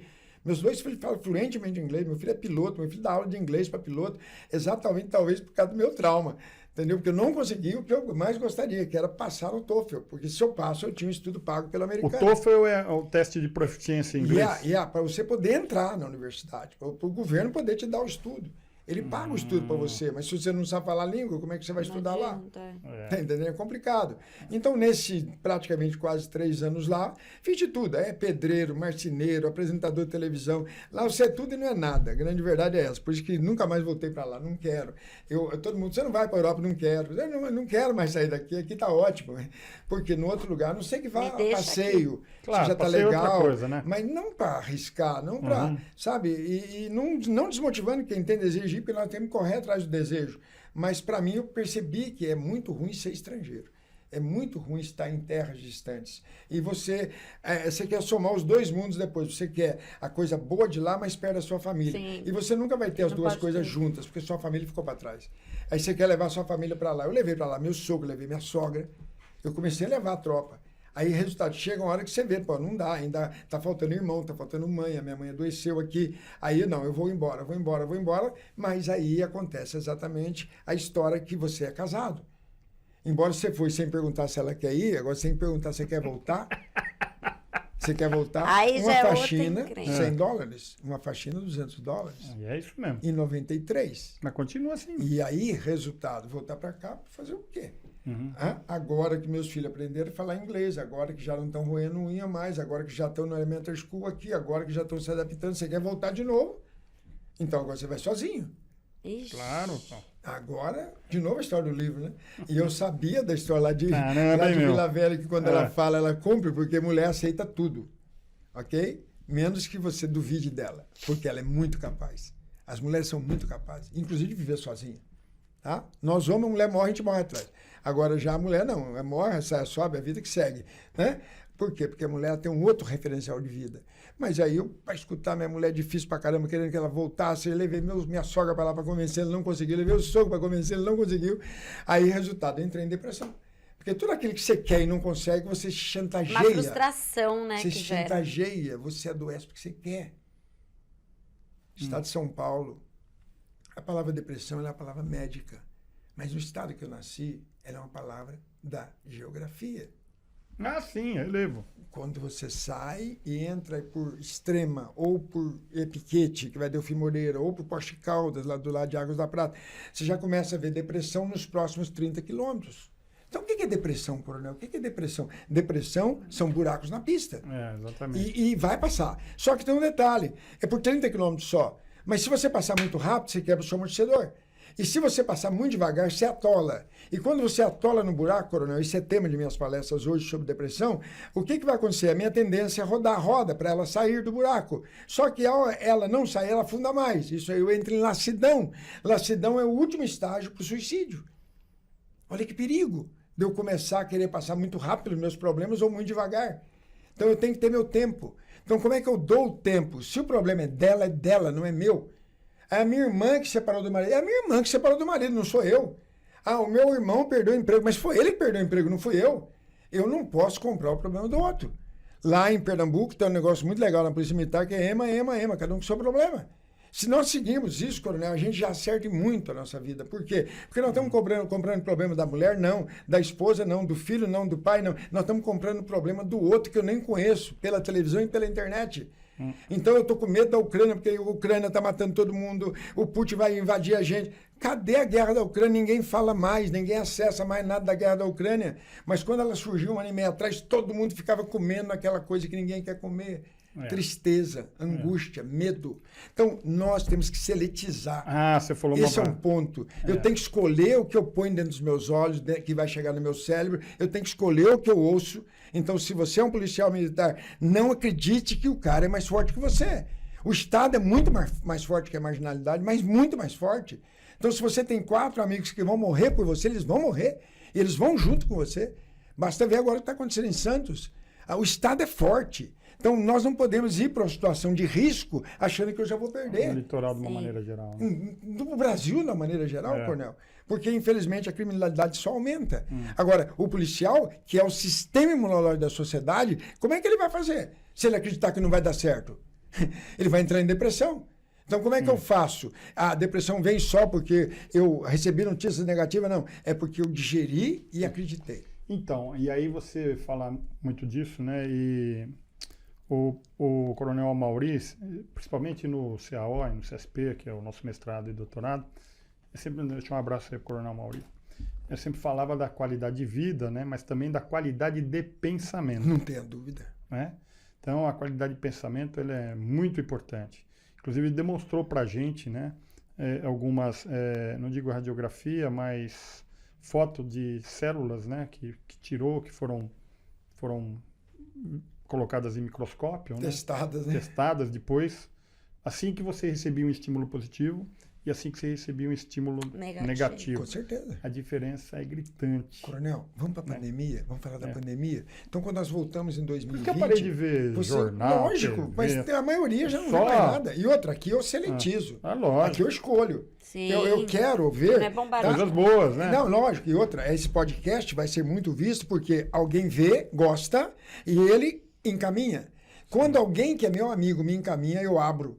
Se é alguém que apenas me mandou, que eu nunca nem vi, ou é uma empresa que está chegando ao meu número de telefone porque alguém pegou meu mail, sei lá onde aí eu não dou atenção. Então, resultado, Coronel, nós estamos conseguindo hoje entrar num mundo onde eu tenho a opção de estar ou não doente, mas eu não tinha essa opção há 3 anos atrás. Chegou para mim uma informação que todos iam morrer. Chegou para mim uma informação que minha mãe está morrendo com esse Covid, todo mundo está morrendo, eu vou morrer também. A doença foi embora, ficou a depressão. E o índice de suicídio aumentou em larga escala, especialmente nas crianças. Por quê? Porque viram os pais com medo. Aí a influência de um pai. O pai não pode ter medo. Ele é o super-herói. Né? Ele é o super-herói. É a cueca por fora da calça mesmo. É super-herói, super-homem. Ele tem problema. O senhor tem, você tem, eu tenho. Todos nós temos problema. Mas nós não podemos transpor esses problemas aos filhos. Até discussão com a esposa tem que ser no particular. Eu tenho ensinado nas palestras. Se vai discutir com ela, é um assunto sério, vai para o McDonald's. Lá no McDonald's, no público, aí você joga no ar. E, se possível, escreva antes. Olha, eu quero falar com você sobre isso. A gente tem muitos problemas, né? A gente tem problema, né? Falar que eu não tenho problema, todos nós temos. Né? Todo mundo tem problema, né? E essa questão, e os policiais passam muito por isso, né, professor? Na história que você está falando aí. Não, e outra, e quantas histórias trágicas que eu já vivenciei como comandante. Que eu estou lhe falando, não só de polícia, mas do cliente. A tal da desinteligência. Ou seja, eu vou lá na família para resolver um problema matrimonial. Eu me torno psicólogo, eu me torno padre, eu me torno pastor, eu me torno juiz, eu me torno advogado. Naquele momento daquela família, só que ela está com a boca toda ensanguentada, o cara que bateu nela está lá, e a esposa que acabou de apanhar com a boca, com o dente quebrado, o polícia, dá só um susto nele. Ela não quer nem que ele prenda o marido dela. Ela quer apenas que o marido dela mude de atitude, coronel.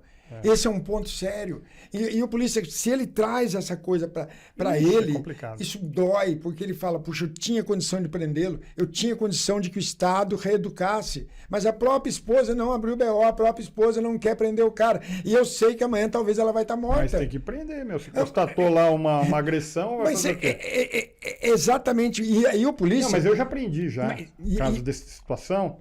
E acabou, quando eu era tenente, né, da ocorrência desse tipo, de que praticamente ele saiu primeiro que eu. E no dia seguinte estava tudo junto. Mas como se nada tivesse acontecido. Por quê? Por isso que hoje está mudando as leis. Se ela abrir um BO, depois ela não consegue nem ela tirar aquele BO mais. Por quê? Porque o Estado tem que atuar. Claro, alguém tem que dar limite. Que ela não aprendeu a dar o limite, ou ele não aprendeu. Porque tem mulheres também que fazem isso com homens. E judia de homem, bate em homem. Então, o problema é social, coronel. O problema é muito... Mas só que quem está no meio desse problema é a polícia. É a polícia que está pagando a missão do Copom por uma coisa, inverte, vai lá naquela família, quando vê, já vê um outro morto aqui, já vê um acidente ali. É muito triste. Por isso que a mediação de conflitos é fundamental nas escolas, né? Mas me diga uma coisa aqui, aproveitando o seu gancho, né? Você falou de depressão, você teve essa vivência não só no Brasil, na pele e tal. Não, voltando à depressão, só um pouquinho. Aí, legal. América, você não tem SUS. América, você não tem plano de saúde. Agora eu tô doente. Eu tô em depressão. Aí, vaquinha.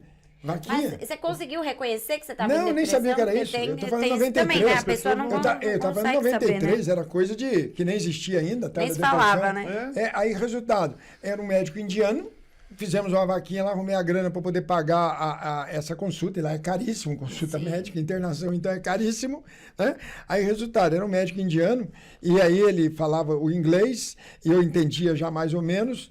Chegou a hora que ele chamou um hispano para traduzir a secretária dele, ela traduziu, deu para entender, e ele falava, você está depressivo. Mas eu nunca tinha ouvido nem essa palavra depressão, em 92, 91 não se falava isso.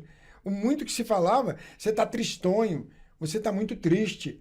Era a denominação... Amuado, boa, coronel. Calado. Borocochô. Borocochô. Aí nós vamos achar várias palavras que sinônimo de depressão. Aí, resultado, eu te daria um conselho, que você voltasse para o seu país, em primeiro lugar, que você parasse o que você está fazendo, mudasse para um sítio, criasse umas galinhas, plantasse umas alface e você vai sair do seu problema. Ela falou isso? Desse jeito.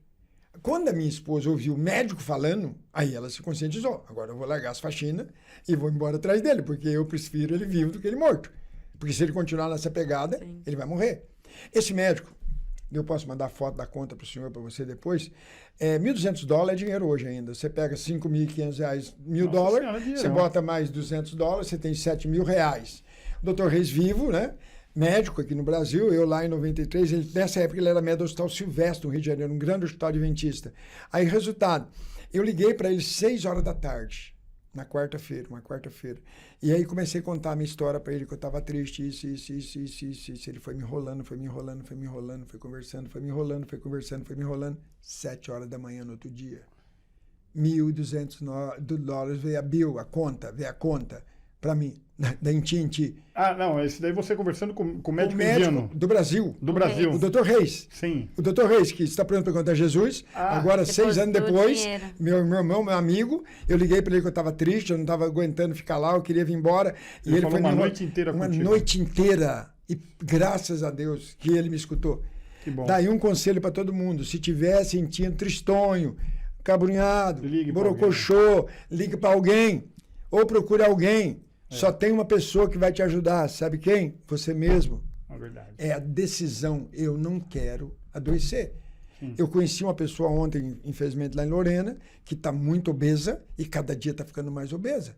Tá? E ele já está na cama, ele não sai da cama, ele já está com 160 quilos e a coisa está complicando, daqui a pouco é igual aos quilos mortais, né? Do canal a cabo lá. Então, como é que eu chego a 200 quilos? Como é que eu chego a 300 quilos? E é possível. Moleza. É simplesmente vem a depressão e eu agora tenho que comer. Porque uma das coisas que aparentemente faz com que eu queira ficar vivo é exatamente a alimentação. Que dá uma sensação de bem-estar. Lógico, é a única coisa que dá bem-estar para um cara que está cada dia pior é a comida. Né? Já tentou no sexo, não deu, já tentou no jogo, não deu, já tentou na cachaça, não deu, já tentou na droga, não deu, aí vai para a comida. E agora ele vai ficar inerte numa cama e vai adoecer. Bom, dito isso, volto para o Brasil. Consegui chegar aqui, comprei um sítio, né? Que, aliás, tá na contracapa da revista, um lugar muito bonito, na região de Campos Jordão. Comprei em 1993, né? Aí, consequentemente, criamos lá um local para poder atender os policiais militares e muitos polícias vão para lá em Piquete, na Serra da Mantiqueira. Na Serra da Mantiqueira. Pé do Pico dos Marins, Coronel. Então o senhor sai daqui por São José dos Campos, Taubaté, chega, passa Guaratinguetá, Lorena e vira, subindo a serra para Minas Gerais, Piquete, a última cidade do estado de São Paulo, saindo de Piquete, anda 9 km subindo, está no pé do Pico dos Marins. Em Minas. Não, ainda é São Paulo. Tá. O Pico dos Marins ele faz 2 divisas, Marmelópolis e estado de São Paulo. É fantástico o Pico dos Marins, o que tem de turista do mundo inteiro lá, toda noite, especialmente. A gente vai lá. Mas, comandante, na hora, nós demos curso de casais lá, coronel. Muitos policiais vão para lá. E o mais interessante é tentar entender o casamento. Agora, voltando de novo, então, na história da depressão, aí escrevi esse livro sobre estresse, exatamente nesse ano, e comecei a trabalhar com ela. E como é que eu chego na Polícia Militar? O que aconteceu? Pois é, como é que tem esse trânsito, né? Da Banco do Brasil para a Polícia Militar do Estado de São Paulo. Você já tinha passado pela PM lá no Recife. No Recife. Agora vamos nos Pela Marinha. Vamos. Marinha em 93. Exército, né? Brother. Vai andando. Ali, agora estou... E Força Aérea, não conheceu ninguém? Conheci, muito, inclusive em Guaratinguetá, e muito. Coronel Wisler, que comandou lá em Guaratinguetá a escola e que depois aposentou com o CTA, lá em São José dos Campos, muito irmão, muito meu amigo, mas bora, vamos lá. Aí estou lá agora, voltei, dando palestra pela Polícia, pelo Banco do Brasil, chego aqui em São Paulo, voltando de Curitiba, e deixo de terno, sempre de terno, o ano era 98, coronel, 97. O ano era 97, me lembra, por causa das greves da Polícia Militar no país todo. Começando a própria PM. Não, 99. Aí, o embrião, mas olha lá, o projeto Arco-Íris. Já estava começando com a dona Tereza, já estava andando. Mas eu nem imaginava, nem sabia nada. Meu negócio era Banco do Brasil, sempre Banco do Brasil. Pego um avião de Curitiba para cá, desço no aeroporto. Quando eu desço no aeroporto, passa 2 caras de terno por mim, dizendo que vinham de Manaus e que não conhecia São Paulo, muito brincalhão, muito falador. Me propus a guiar os caras. Vocês estão de carro alugado? Não, nós vamos pegar um táxi. Eu vou com vocês também, acabei não alugando carro dessa vez. Entrei no táxi com eles. Aí eu entro no táxi com eles lá no aeroporto de Guarulhos, sentido da Avenida Paulista, né? Cara, você é corajoso, hein, meu? Muito. E em frente ao shopping da Paulista tem o prédio da 89 FM. Eu estava lá no 6º andar, 89 é lá um pouquinho mais acima naquele prédio. Aí, resultado, na metade do caminho, quando ele chega na marginal, na radial, em vez dele sentir do centro, ele vai virar Matilde, o taxista. Aí eu tô no banco traseiro com o de terno na frente e o taxista, muito simpático, aquela conversa gostosa até ali. Quando eu falei, o senhor não está no caminho errado, o taxista olhou pelo retrovisor, cala a boca, que isso é um assalto. Acabei de falar, pô. Aí eu pensei, que cara macho vai assaltar 3? Estavam juntos. Era só eu, otário. Aí o resultado, tomei um tapa no peito assim do cara que estava atrás de mim, mas deu um soco no peito meu, cala a boca, não abaixa a cabeça, nada, porque não tinha vidro, fumê naquela época, não tinha isso filme. Aí, resultado, olha, calado, sem chorar, pra quê? Já tava chorando, sem chorar. E sem urinar também, já tava urinando. Vai sujar o carro, começaram a brigar, porque eu urinei no carro. Começaram a brigar, cara. Os caras são culpados de urinar e ainda estão brigando entre eles. O motorista deu um soco na cara do que estava urinando. Por que você foi pegar essa porcaria desse medroso? É porque eles nunca viram o que é um sequestro, né? Aí o resultado, vão matar esse cara. Aí você escuta que vai morrer. Aí vai encontrar Jesus, finalmente. Meu Deus. Aí o resultado. Cara, por azar meu, coronel, dentro da minha carteira, um cartão do meu irmão rodoviário federal. Na Dutra. Hamilton Vilas Boas. Aí os caras pegaram. Rapaz, qual é seu nome? É João. Quem é esse cara? É meu irmão. Ele é o quê? Falei, é inspetor de Estado de São Paulo, rodoviária federal. Falei, aí começaram a brigar de novo. Vamos ter que matar essa bosta. Desculpa o termo, mas era o que eles me chamaram. Era eu. Eu falei, caramba, agora complicou mesmo, vamos matar. Aí eles estão indo para Vila Matilde procurar lugar para matar. Nossa. Olha que loucura. Porque é raro o cliente, né? É raro o cliente. Um cliente que tem sentimento, que tem medo. Porque eu fiquei com medo. Resultado, na ida, coronel, passa uma viatura por eles, da Polícia Militar. No que a viatura passa por eles, eles olharam pelo retrovisor, joga essa merda pra fora. Merda eu de novo. Joga isso. E me abriram a porta e me jogaram aos 40 por hora. E eu saí capotando de terno pro lado de fora. E a viatura percebeu pelo retrovisor, tô igual um foguete. O que aconteceu? Eu falei, tava sendo sequestrado. Me largaram, coronel. E foram atrás do taxista. Foram atrás do táxi, cara. Me chamaram pelo rádio apoio. Não, aí chamou a orgânica. Depois eu entendi que era orgânica. Aí quando veio uma viatura sozinho, com polícia só. E falou, quem é você? Eu falei quem eu era, teu irmão rodoviário. O Alírio, na época ele comandava a Guarda Civil Metropolitana de São Caetano, já era aposentado do Exército. Aí meu irmão falou, prende ele, não solta ele não, porque eu sei que é isso que ele passou aí, ele está desnorteado. Leva ele para a Delegacia Civil e me chama, tô indo aí já. Aí falaram, a delegacia, meu irmão chegou lá, me tiraram do sequestro. E aí, resultado, tudo era agenda. O ano era 96, tudo era agenda, não existia celular. Agora começaram a aterrorizar, porque a agenda ficou no carro. A agenda tua ficou no carro dos malas. Só jogou eu para fora.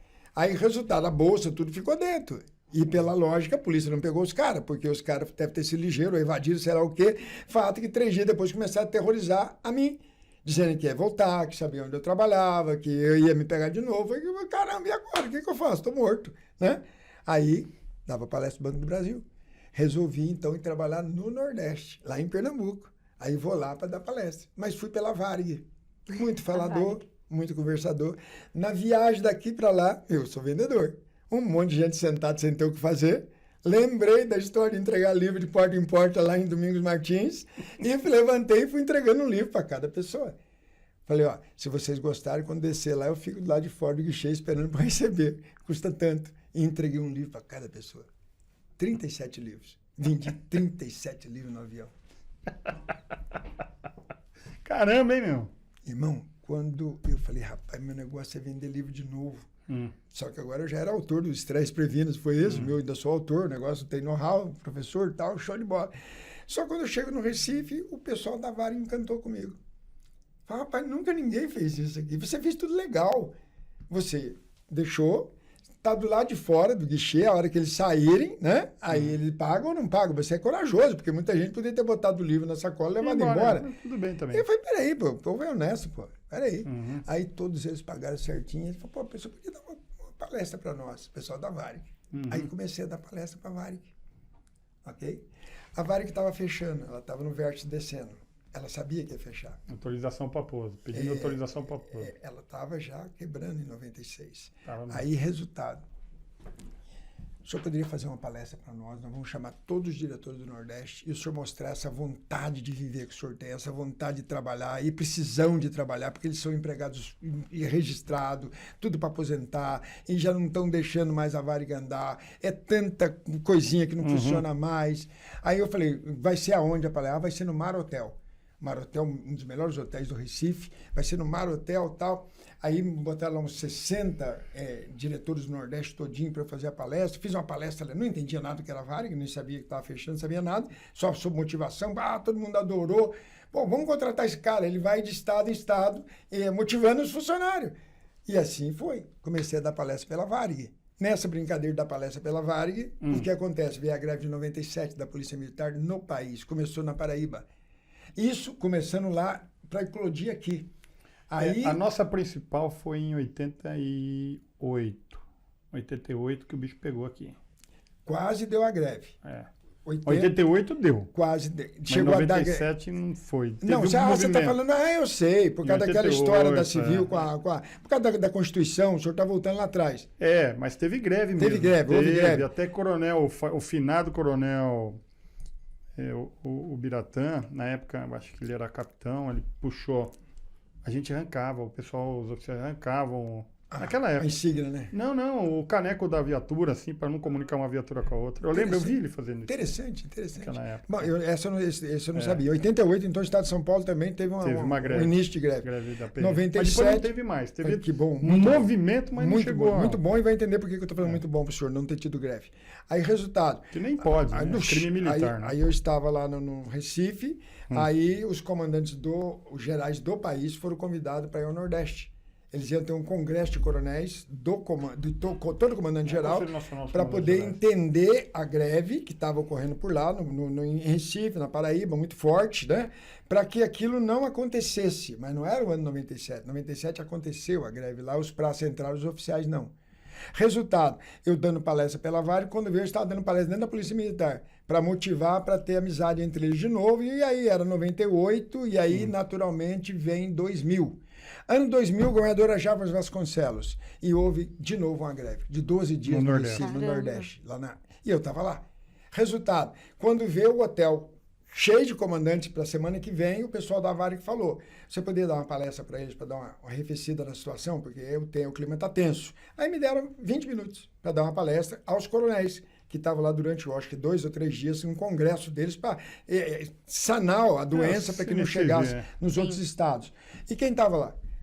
A Coronel Aldineia, chefe da Danco. Chefe da Danco. E quem estava lá? O Coronel Danco Joel. é a nossa diretoria de assuntos municipais e comunitários, que existia antigamente. Muito bom. Quem estava lá? O Coronel Joel. Quem estava lá? Tenente Salles. Tenente Salles da Cavalaria. Salles. Grandão. Aí, resultado. Geral, aí terminei a palestra com esse sotaque de meio paulista, né? Não tem sotaque de mineiro, não tem sotaque de Catarina, não tem sotaque nenhum. Tem mudado, não tem sotaque. Aí, resultado, ele veio conversar comigo. O Salles? O Salles, tenente. Aí ele falou, eu vejo que você não é daqui. Eu falei, sim, eu sou mineiro, mas morava em São Paulo. Contei rapidinho a história do sequestro para ele. Ele falou, Coronel, eu quero conversar com você. Aí começamos a conversar. E naquilo ali ela fez um convite para que eu viesse para São Paulo, para dar palestra para a Polícia Militar. Mas eu falei, eu não posso. Por quê? Porque eu tenho um contrato com a PM aqui de Pernambuco, que é lá o CAS. Aqui era CAS RJ, lá era CAS, Centro de Assistência Social. Lá era uma diretoria que tinha recursos, né, para poder contratar terceiros. E eu falei, não há condição de eu ir, porque eu já estou estabilizado aqui. Tá não com quero, contrato, né? Não quero voltar também para São Paulo. Tinha medo ainda dos sequestradores e tal. E resultado, Coronel, passado 5 meses, a minha esposa, essa que é a capa da revista, esse era exatamente o ano que ela teve derrame. Então, no ano 2000, ela teve 2 derrames. E mais louco, dentro da relação sexual. Caraca. Aí a coisa vira. Quantos anos? Ela tinha 38 anos. Em 2000? No ano era 2000, ela tinha 38. Dentro da relação sexual, ela teve derrame. Aí você tem que bater na porta do vizinho, para o vizinho entrar na sua casa, sua mulher nua, para te ajudar a carregá-la, para levar para o carro, para levar para o hospital, e depois me entregar um ser humano que não era ela mais. Aí fralda, cadeira de roda, muda, cabeça não parava no pescoço, 2 anos e meio. Meu Deus. Desse jeito. Que coisa, hein, mano? E aí, irmão? Aí, o que eu tenho que fazer? Lembrei do Salles. Liguei para ele. Tenente Salles da Cavalaria. Sim. Liguei. Lembra que o senhor me fez um convite assim, assado? Aí ele falou, a gente gostaria que você viesse para cá. Eu falei, agora eu preciso ir. Agora eu sim. preciso ir, porque a minha esposa adoeceu e não há condição. Meus parentes estão todos em São Paulo, não tem ninguém aqui. Mãe dela, pai dela, na época a mãe já havia falecido. O pai está lá, os irmãos estão lá, e eu preciso de alguém que emocionalmente segura a onda dela também, porque meus 2 filhos pararam de estudar para cuidar dela, e aí não dá mais para ficar aqui. Aí ele falou, então, beleza, vem embora. Mas antes, por favor, traga uma carta do comandante-geral aí te apresentando. Sim. Eu, expert em pegar carta de apresentação. Já tinha carta do Banco do Brasil, doutor em dos pegar Estados carta, né? Unidos, da Marinha. Eu estava lá já 3 anos dando consultoria para a polícia de lá, o Coronel Carvalho, muito amigo, que eu procurei o comandante-geral. Quando eu procurei, então, para o chefe do KJ lá, o caso, né? Era o Coronel Feitosa, era Capitão Feitosa, que vocês devem conhecer nas festas do Salles, nas passagens de comando dele, geralmente tinha um coronel lá, deputado estadual, que vinha lá do Recife, o Feitosa. Aí o Feitosa era capitão e ele era tenente. Aí o Feitosa falou, você não vai sozinho falar com o Coronel Carvalho, não. Eu vou lá com você. Bacana. Porque você é meu subordinado aqui, né? Você é meu contratado. Então eu vou lá com você. Foi lá no Coronel Carvalho, mas ele aproveitou e deixou levar ele. E o coronel autorizou. Aí entramos no avião. Eu e o Feitosa, o capitão de Pernambuco, que fez Barro Branco, primeiro de turma. Ah, aqui ele em fez São Barro Paulo. Branco? Aqui. Que turma que ele é? Não sei. Isso Não de sabe. coração eu não sei, mas o cara é o cara. Aí, resultado, eu venho com ele. Deve ser mais moderno. Ficamos hospedados, é idade do Salles. Ficamos hospedados ali no Hotel de Trânsito, pertinho da Cavalaria, tá? O ano era exato 2000, ProPM fundado em 99, em novembro, fazia só 3 meses de fundação. Eu chego. Fora a cogitação, porque a cogitação antes existia. E eu caio ali, já lógico, para chegar, né, ao que chegou. Aí eu caio de paraquedas, precisando trabalhar. E aí, então, houve uma reunião, o senhor deve conhecer esses nomes, o coronel-chefe da DP, o coronel Felizardo, o comandante-geral era o coronel Rui César, o Júnior era o subcomandante, o Alegrete, eu acho que estava no palácio, alguma coisa assim. E aí, naturalmente, mas, professor, aqui nós não temos condição de contratar o senhor. Não há condição, o Estado aqui não dá essa, para a gente fazer um contrato com um terceiro. O senhor teria que vir via uma associação. Então, nós vamos apresentar o senhor a uma associação e o senhor vive, como o senhor vive lá? Eu divugo meus livros, não, isso é tranquilo. Desde que haja alguma associação que faça o desconto em folha, e é o produto da associação, e aí, naturalmente, entrei naquela associação e fiquei lá por 6 anos. Dessa associação de cabos soldados. Aí eles faziam a divulgação, eu fazia a palestra, divulgava meu livro, só que eu estou falando do ano 2000. E, no entanto, a ProPM fundada ali naquele período. De uma hora para outra, o coronel Paulo Roberto Xavier, que era comandante do KJ, ok, caso RJ, o coronel Pinho quer falar com você. Aí eu falei, qual coronel? Ele falou, tem um ProPM agora, foi instituído agora, eles estão precisando de um divulgador, você poderia ir até lá, nós vamos lá na Alfredo Pujol. Aí nós fomos lá. Era em Santana. Fomos lá conversar com o coronel Pinho. Ele falou assim, professor, não precisa mudar nada da sua vida, eu apenas peço que você possa, na hora da sua palestra, fale do que é o ProPM. Para isso, eu vou apresentar a dona Tereza Pellegrina para o senhor. Que era voluntária. Que grande voluntária, aí o senhor vai conhecê-la para que ela explique o que é o ProPM. O senhor pode fazer? Eu falei, lógico que eu posso. Aí eu, naturalmente, fui até o HM, conheci a dona Tereza Pellegrina. Que era chefe das voluntárias no hospital. E deveria gravar um podcast desse com ela, que ela é fantástica. Ela tem 82, 84 anos hoje, mas fantástica, extremamente lúcida. Esposa do coronel Pellegrino, com 88, extremamente lúcido também. É impressionante esse casal. E ela tinha tido um revés na vida. Ela tinha tido 3 filhos homens, só que um bateu a moto e faleceu com poucos anos, 20 e poucos anos de idade, o outro contraiu um câncer e faleceu com 20 e poucos anos de idade, e nessa fase que eu a conheci, o Reinaldo estava vivo e tranquilo, mas veio também a falecer com câncer na língua, agora quando eu contraí o câncer, no ano de 2018. Já estamos chegando na história do câncer, né? Como tudo até aqui é tudo motivação, mas depois também tem a bordoada, que foi a doença que eu passei por ela. Mas voltando um pouquinho, estamos lá, comecei a conhecer o ProPM, coronel, e começamos a fazer a ponte, a divulgação do ProPM, e fui voluntário do ano 2000 até 2018. Por quê? Porque eu tinha outro trabalho, ora pela PMDFESP, ora pela FAM, ora pela Cabo Soldados, mas eu tinha outro trabalho, então era um voluntariado ao ProPM.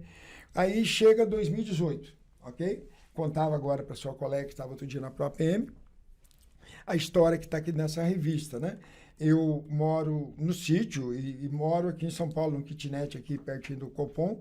Eu tinha esse tamanho, só para você ter uma ideia. Tá? Eu tinha 97 quilos há 4 anos atrás. Depois a gente pode colocar, se puder colocar a foto ali, pessoal ver. Aqui é o atual diretor administrativo do PROAPM, o Coronel Camille.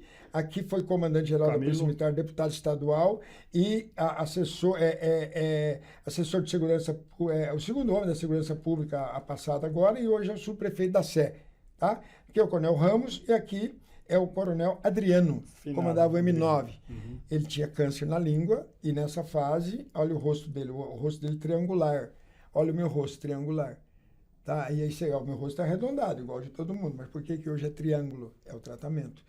Aí, resultado, infelizmente o câncer é agressivo demais para ele. Fomos visitá-lo lá na HM, ele falou para nós, meu corpo está doente, mas a minha alma não. E, olha, saímos de lá tão fortalecidos, fomos visitar uma pessoa que, na verdade, eu acho que nós éramos doentes. Sim. Quem foi visitá-lo. E ele encarou de frente, faleceu. 6 meses depois aparece o câncer na língua para mim. Interessante isso. Mas meu pai fumou 3 carteiras de Hollywood por dia. E na carteira diz, isso provoca câncer. Provoca mesmo. Fumante passivo. Aí resultado, chega a 40 e poucos quilos, tive que extrair os dentes, fiquei meio surdo após o tratamento.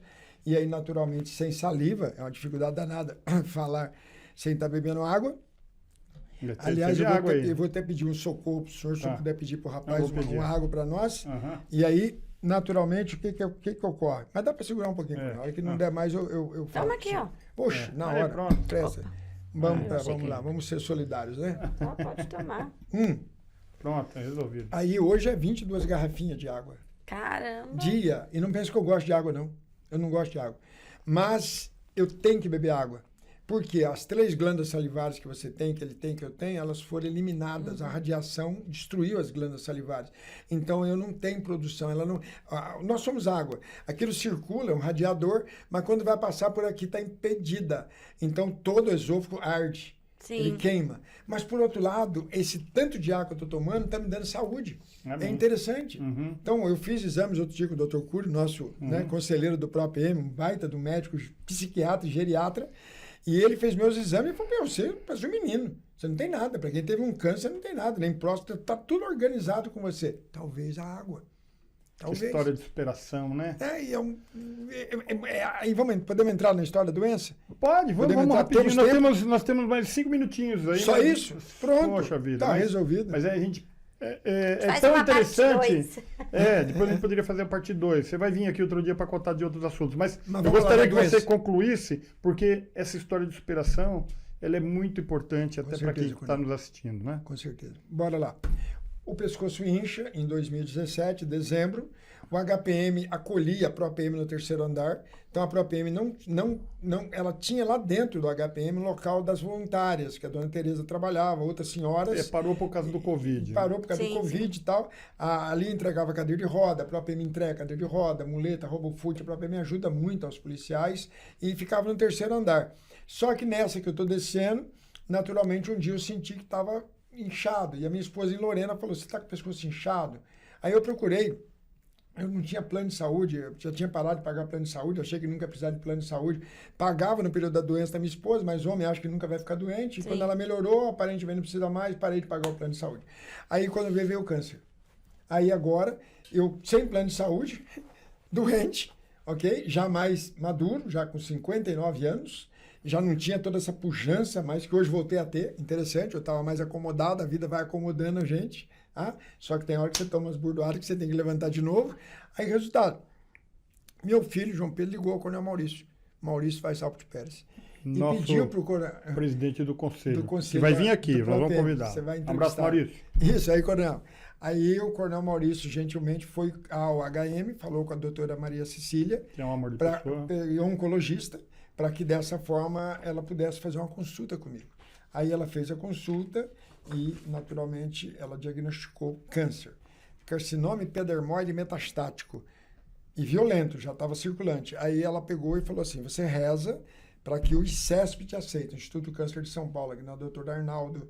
E aí pegou o telefone do Maurício, ela falou, se eu te ligar em 2 dias é porque ele foi aceito. Em 2 dias ligaram, ela ligou para ele. O hospital ligou para ele. Aí ele, João, vamos embora. Aí começou a história. Eu com muito medo, ok, do tratamento, porque eu vi minha sogra morrer com câncer. Eu vi ela se tratar, eu vi que o tratamento é burdoada, eu corri o tratamento. Embora ter no hospital, ter uma vaga, não fui, Coronel, pro tratamento. Eita. Aí fui pro tratamento natural, que é muito bom, mas não quando você está doente. Sim. Ele é preventivo, não curativo. Aí com muito custo consegui aceitar e aí veio então o tratamento. Começou em 2018, em setembro, e saí do hospital em dezembro, do Instituto Câncer aqui. E de lá para cá, eu não tomei mais uma Novalgina. Que maravilha, De 2018. Graças a Que Deus. benção. A sonda que eu teria que ficar até maio, eu consegui tirá-la, com o apoio do pessoal, tirei em dezembro. Mas você daquele mesmo ano. sempre esteve pronto para ver Jesus, né? Aleluia. Eu vou ver ainda. Entendeu? Nós iremos ver. Mas quando a gente fala assim, a gente fala, não que nós vamos passar, todos nós iremos passar por uma outra etapa, mas tê-lo conosco. Diário, né? diário. Amigo, E irmão, isso daí renova e refrigera comandante. a alma, né? Acreditar que veio para esse podcast sem saber o que ia falar e se deixar eu falo 6 horas seguidas. Exatamente esse é o poder de Deus. Porque ele sabe onde ele quer tocar, ele sabe quem vai assistir. Sim. Talvez a esposa do cara esteja com câncer, talvez uma filha, talvez ele. E eles precisam entender que dá para vencer o câncer, mas tem que ter tratamento. Sim. E é por isso que o ProAPM contratou 2 oncologistas para HPM. Por isso que a ProAPM contrata médicos. A ProAPM ela existe com pequenas doações de policiais militares e aí nós já estamos pagando quase 12 médicos do Hospital da Polícia Militar. Que faz a diferença. Faz uma grande diferença em ter médico na hora que você precisa. É o médico que dá o diagnóstico. Mas depois do diagnóstico você tem que ter o tratamento. E aonde então a ProAPM ela equipa o Hospital da Polícia Militar, ela ajuda. O Covid, ela foi forte porque ela comprou respiradores para o hospital. E quem é o ProAPM? Policiais que ajudam com R$6. Cabo soldado ajuda com 6, o cabo ajuda com 7. Pagam muito mais, contribuem com 20 ajuda, reais, porque 50. é voluntariado. Mas o mínimo, então, um coronel como ele, ajudaria apenas com R$26. Mas a maioria 50, 60, 70, aliás, Que o não que é vai 60 fazer reais? O que é R$50? E ajuda tantas Para vezes. ajudar o meu irmão de farda. Professor, Bora. olha que alegria estar aqui. Nossa, mas... Que história, hein? E muito grande. Envolve E não a acabou. gente. Não acabou, hein? Ainda não acabou. Geralmente a gente termina aqui, a gente sempre pergunta, né, Bianca, assim, um fato, né, curioso, né, em 1 minuto, hein? E um fato divertido que você vivenciou. Na sua carreira. Na sua carreira, na sua vida, na sua história. Então, eu queria com curioso primeiro, né? Se você lembrar algum. E um divertido que você rachou o bico pra caramba. Fato curioso, cheguei na faculdade de teologia e falava bicicleta. Eu falava menos água. Eu falava clicar. E um fato curioso que me dão com o professor de português, um dos melhores professores de português desse país, o Pedro Apolinário. E ele falava, meu filho, ele era já de idade, eu tinha 26, ele devia ter uns 60. Meu filho, quem falou para você fazer teologia? Se você não sabe nem falar o português. Quem fez esse louco? Quem é que te indicou para você vir para cá? Porque, bicicleta não existe. Menos água não existe. E aquilo ficou tão na minha mente que você não acredita. E você foi falar para a comunidade luso-brasileira nos Estados Unidos. Nos Estados Unidos. Esse é o curioso, né? Coisa, né? O alegre, você quer um fato alegre agora, né? O alegre é acordar hoje pela manhã com a filha chegando de Bogotá e um filho chegando hoje em Roma. Que benção. Essa é a grande alegria. Ela tem exatos 40 anos, ele tem exatos 38 anos. A grande alegria dessa vida, coronel e menina, a grande alegria é o seu filho ser melhor do que você. Amém. Essa é a grande alegria. E o que os pais mais querem é ver que os filhos foram mais longe que eles. Sim, que os filhos fizeram mais que eles. Aí eles se sentem bem. A gente se sente alegre. Aí gera endorfinas. Aí faz eu querer viver mais. Claro. Por quê? Porque deu certo. O meu filho deu certo. A minha filha deu certo. E num outro podcast, que aí tem que ser um podcast inteiro para você trazer mais um aqui, um outro filho que eu tenho, que só me descobriu com 25 anos de idade. Olha. E eu com 25 anos de casado só tinha 2. Aí o cara pela internet me acha e fala, eu sou seu filho. A vasectomia. E eu tinha feito a vasectomia. Não, e o louco é que eu tinha feito a vasectomia. Então como é que eu tenho um filho se eu fiz vasectomia? Eu fui atrás. Aí cheguei no cara, e quando fizer mais conta, o cara era meu filho. Mas essa história é pra gente contar depois. Muito grande, muito bonita. E aí, resultado, ele passou a vida inteira achando que o pai e a mãe dele era pai e mãe. Um dos dois contraiu AIDS primeiro, passou AIDS pro outro, morreu um primeiro. Quando a mãe foi morrer, a mãe chamou ele e falou, ele não era seu pai. E eu estou morrendo, não posso deixar de te contar. Seu pai é o João Vilas Boas, e esse cara me procurou dos 11 anos de idade até os 25. Que coisa, Que loucura, irmão. história. E quando ele me encontra, ele me dá uma foto e ele dá uma declaração de amor, assim, que é impressionante, porque ele já sabia o que ele estava procurando, mas eu não sabia que ele existia. Eu não sabia que ele existia. E esse rapaz hoje, ele na Canção Nova, lá em Cachoeira Paulista, ele é um dos melhores entrevistados lá, porque ele é formado em ciência da computação, formado em administração de empresa, pós-graduado em administração de empresa, teólogo por minha influência, e ele poderia, num outro podcast, explicar que se você tiver um pai, vá atrás dele. Se você ouvir que você tem um pai, vá atrás dele. Mas não é aquele pai biológico, é aquele pai que de fato pode ser seu pai. Bacana. Mas peraí, o que o senhor está querendo explicar? Tem horas que a gente mora com alguém e nós não procuramos o nosso pai. E o nosso pai é o nosso próprio pai que está ali. Mas eu não procuro. Por causa da minha idade, por causa da minha arrogância. Meu pai é velho, eu não preciso dele, ele não sabe o que ele fala. Entendeu? Ele só me dá trabalho. Não, procure seu pai. Porque quando você procurar o seu pai te der atenção, você se resolve. Sim. Esse é o grande Então, tema de um outro podcast. mais do que vencedores. Assista Não esse tem- filme. Eu assisto. Vou assistir, depois eu quero saber E do ele, seu se feedback. ele se tornou autor de um livro, o livro dele é Zona de Conforto, Saia da Zona de Conforto. E ele estava na zona de conforto enquanto não sabia que ele tinha um outro pai. Né? Professor, mas olha que alegria, que bênção, que história, né? Nossa. Rendeu, hein? Por isso que é duas faculdades, né? É jornalismo e teologia. Que somou as duas coisas ao mesmo tempo, né? Então vamos conversar aí uma outra oportunidade também, né? E aqui no E Brasil... para nós aqui, eu quero deixar aqui o meu testemunho também, né, da abnegação desse ser humano, né, da dedicação que ele tem para o Instituto ProPM, sempre inovador, um espírito jovem, sempre Nossa. chega para mim, Coronel, olha esse depoimento aqui, Coronel, temos que publicar, Coronel, olha o que nós estamos fazendo. Parabéns. E pagando 10 em cada palestra. É. Ainda pago 10 com os políticos de punho encerrado em Então, cada às vezes, eu palestra. até peço desculpa para não dar o retorno que você merece. Nada, eu né? entendo a função. Mas eu a entendo gente dificuldade. sabe realmente da importância que você tem para o Instituto como Amém. ser humano, como aprendizado que você passa, para a lição de vida que você passa para os policiais, para os cidadãos, pela sua história de vida.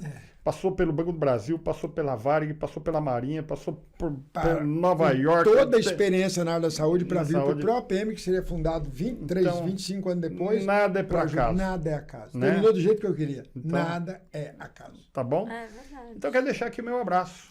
Prazer. Nossa, prazer Suas considerações enorme. aí. Prazer Parece com a minha enorme. filha, parece com a minha nora. Pra a gente conhecer. Professor, prazer enorme. Espero que a gente tenha aí uma parte 2.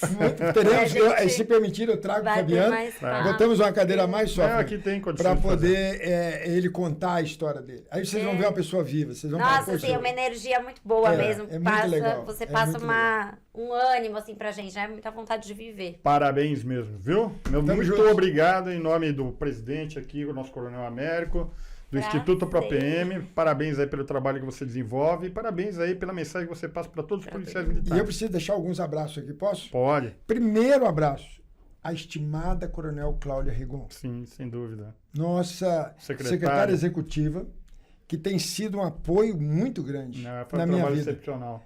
Quando eu estava com sonda no nariz lá no hospital, eu precisava trabalhar. Eu estava vencendo o câncer, eu queria trabalhar. Eu procurei lá, já agora no prédio novo, na Caixa Beneficente, com sonda no nariz, magro. Ela falou, professor, mas eu não tenho condição de trabalhar. Eu falei, eu preciso trabalhar, Coronel. Se eu não trabalhar, eu vou morrer, eu quero trabalhar. E ela confiou. Eu acho isso muito importante. É, o trabalho dignifica o homem. Segundo- Quero deixar... Segundo diga- abraço. Diga aí, São diga aí. três, só São três. três, então Segundo tá bom. abraço, Coronel Camille, Elson Camille. Ele é um Esse parceirão. é outro irmão, né? Junto com ele, já falei do Coronel Maurício, esse abraço serve para os dois grandes irmãos que eu tenho, Coronel Maurício e Da Coronel mesma Camille. turma, inclusive. Né? O Coronel Cury serve o terceiro abraço, mas o último abraço tem que ser para essa patroa aqui, que naturalmente eu aprendi a depender. Né? Que bacana. Quando você depende da sua esposa, você faz com que ela se dependa, ela também ela dependa de você. Aí é o eixo do casamento, os filhos se sentem mais equilibrados. O pai e a mãe têm que viver bem. Eles precisam viver bem, Coronel. Sim, Eles precisam. Eles vivendo bem, eles fazem com que a gente tenha estabilidade emocional. bacana. Esse fica o conselho para todo mundo aí. É Casem e cuidem do seu casamento. emocionante mesmo, né? Amém. Olha como atingimos o nosso objetivo, né? Que trazer um pouquinho aqui de humanidade na nossa conversa, Sim. tá bom? Amém. Meus parabéns, tá bom? Meus amigos, estamos aqui no final do nosso terceiro podcast. Um grande abraço a todos, obrigado pela audiência e logo mais estaremos todos juntos, né, Bianca? No próximo. Ai, Abraço a todos, tchau, tchau.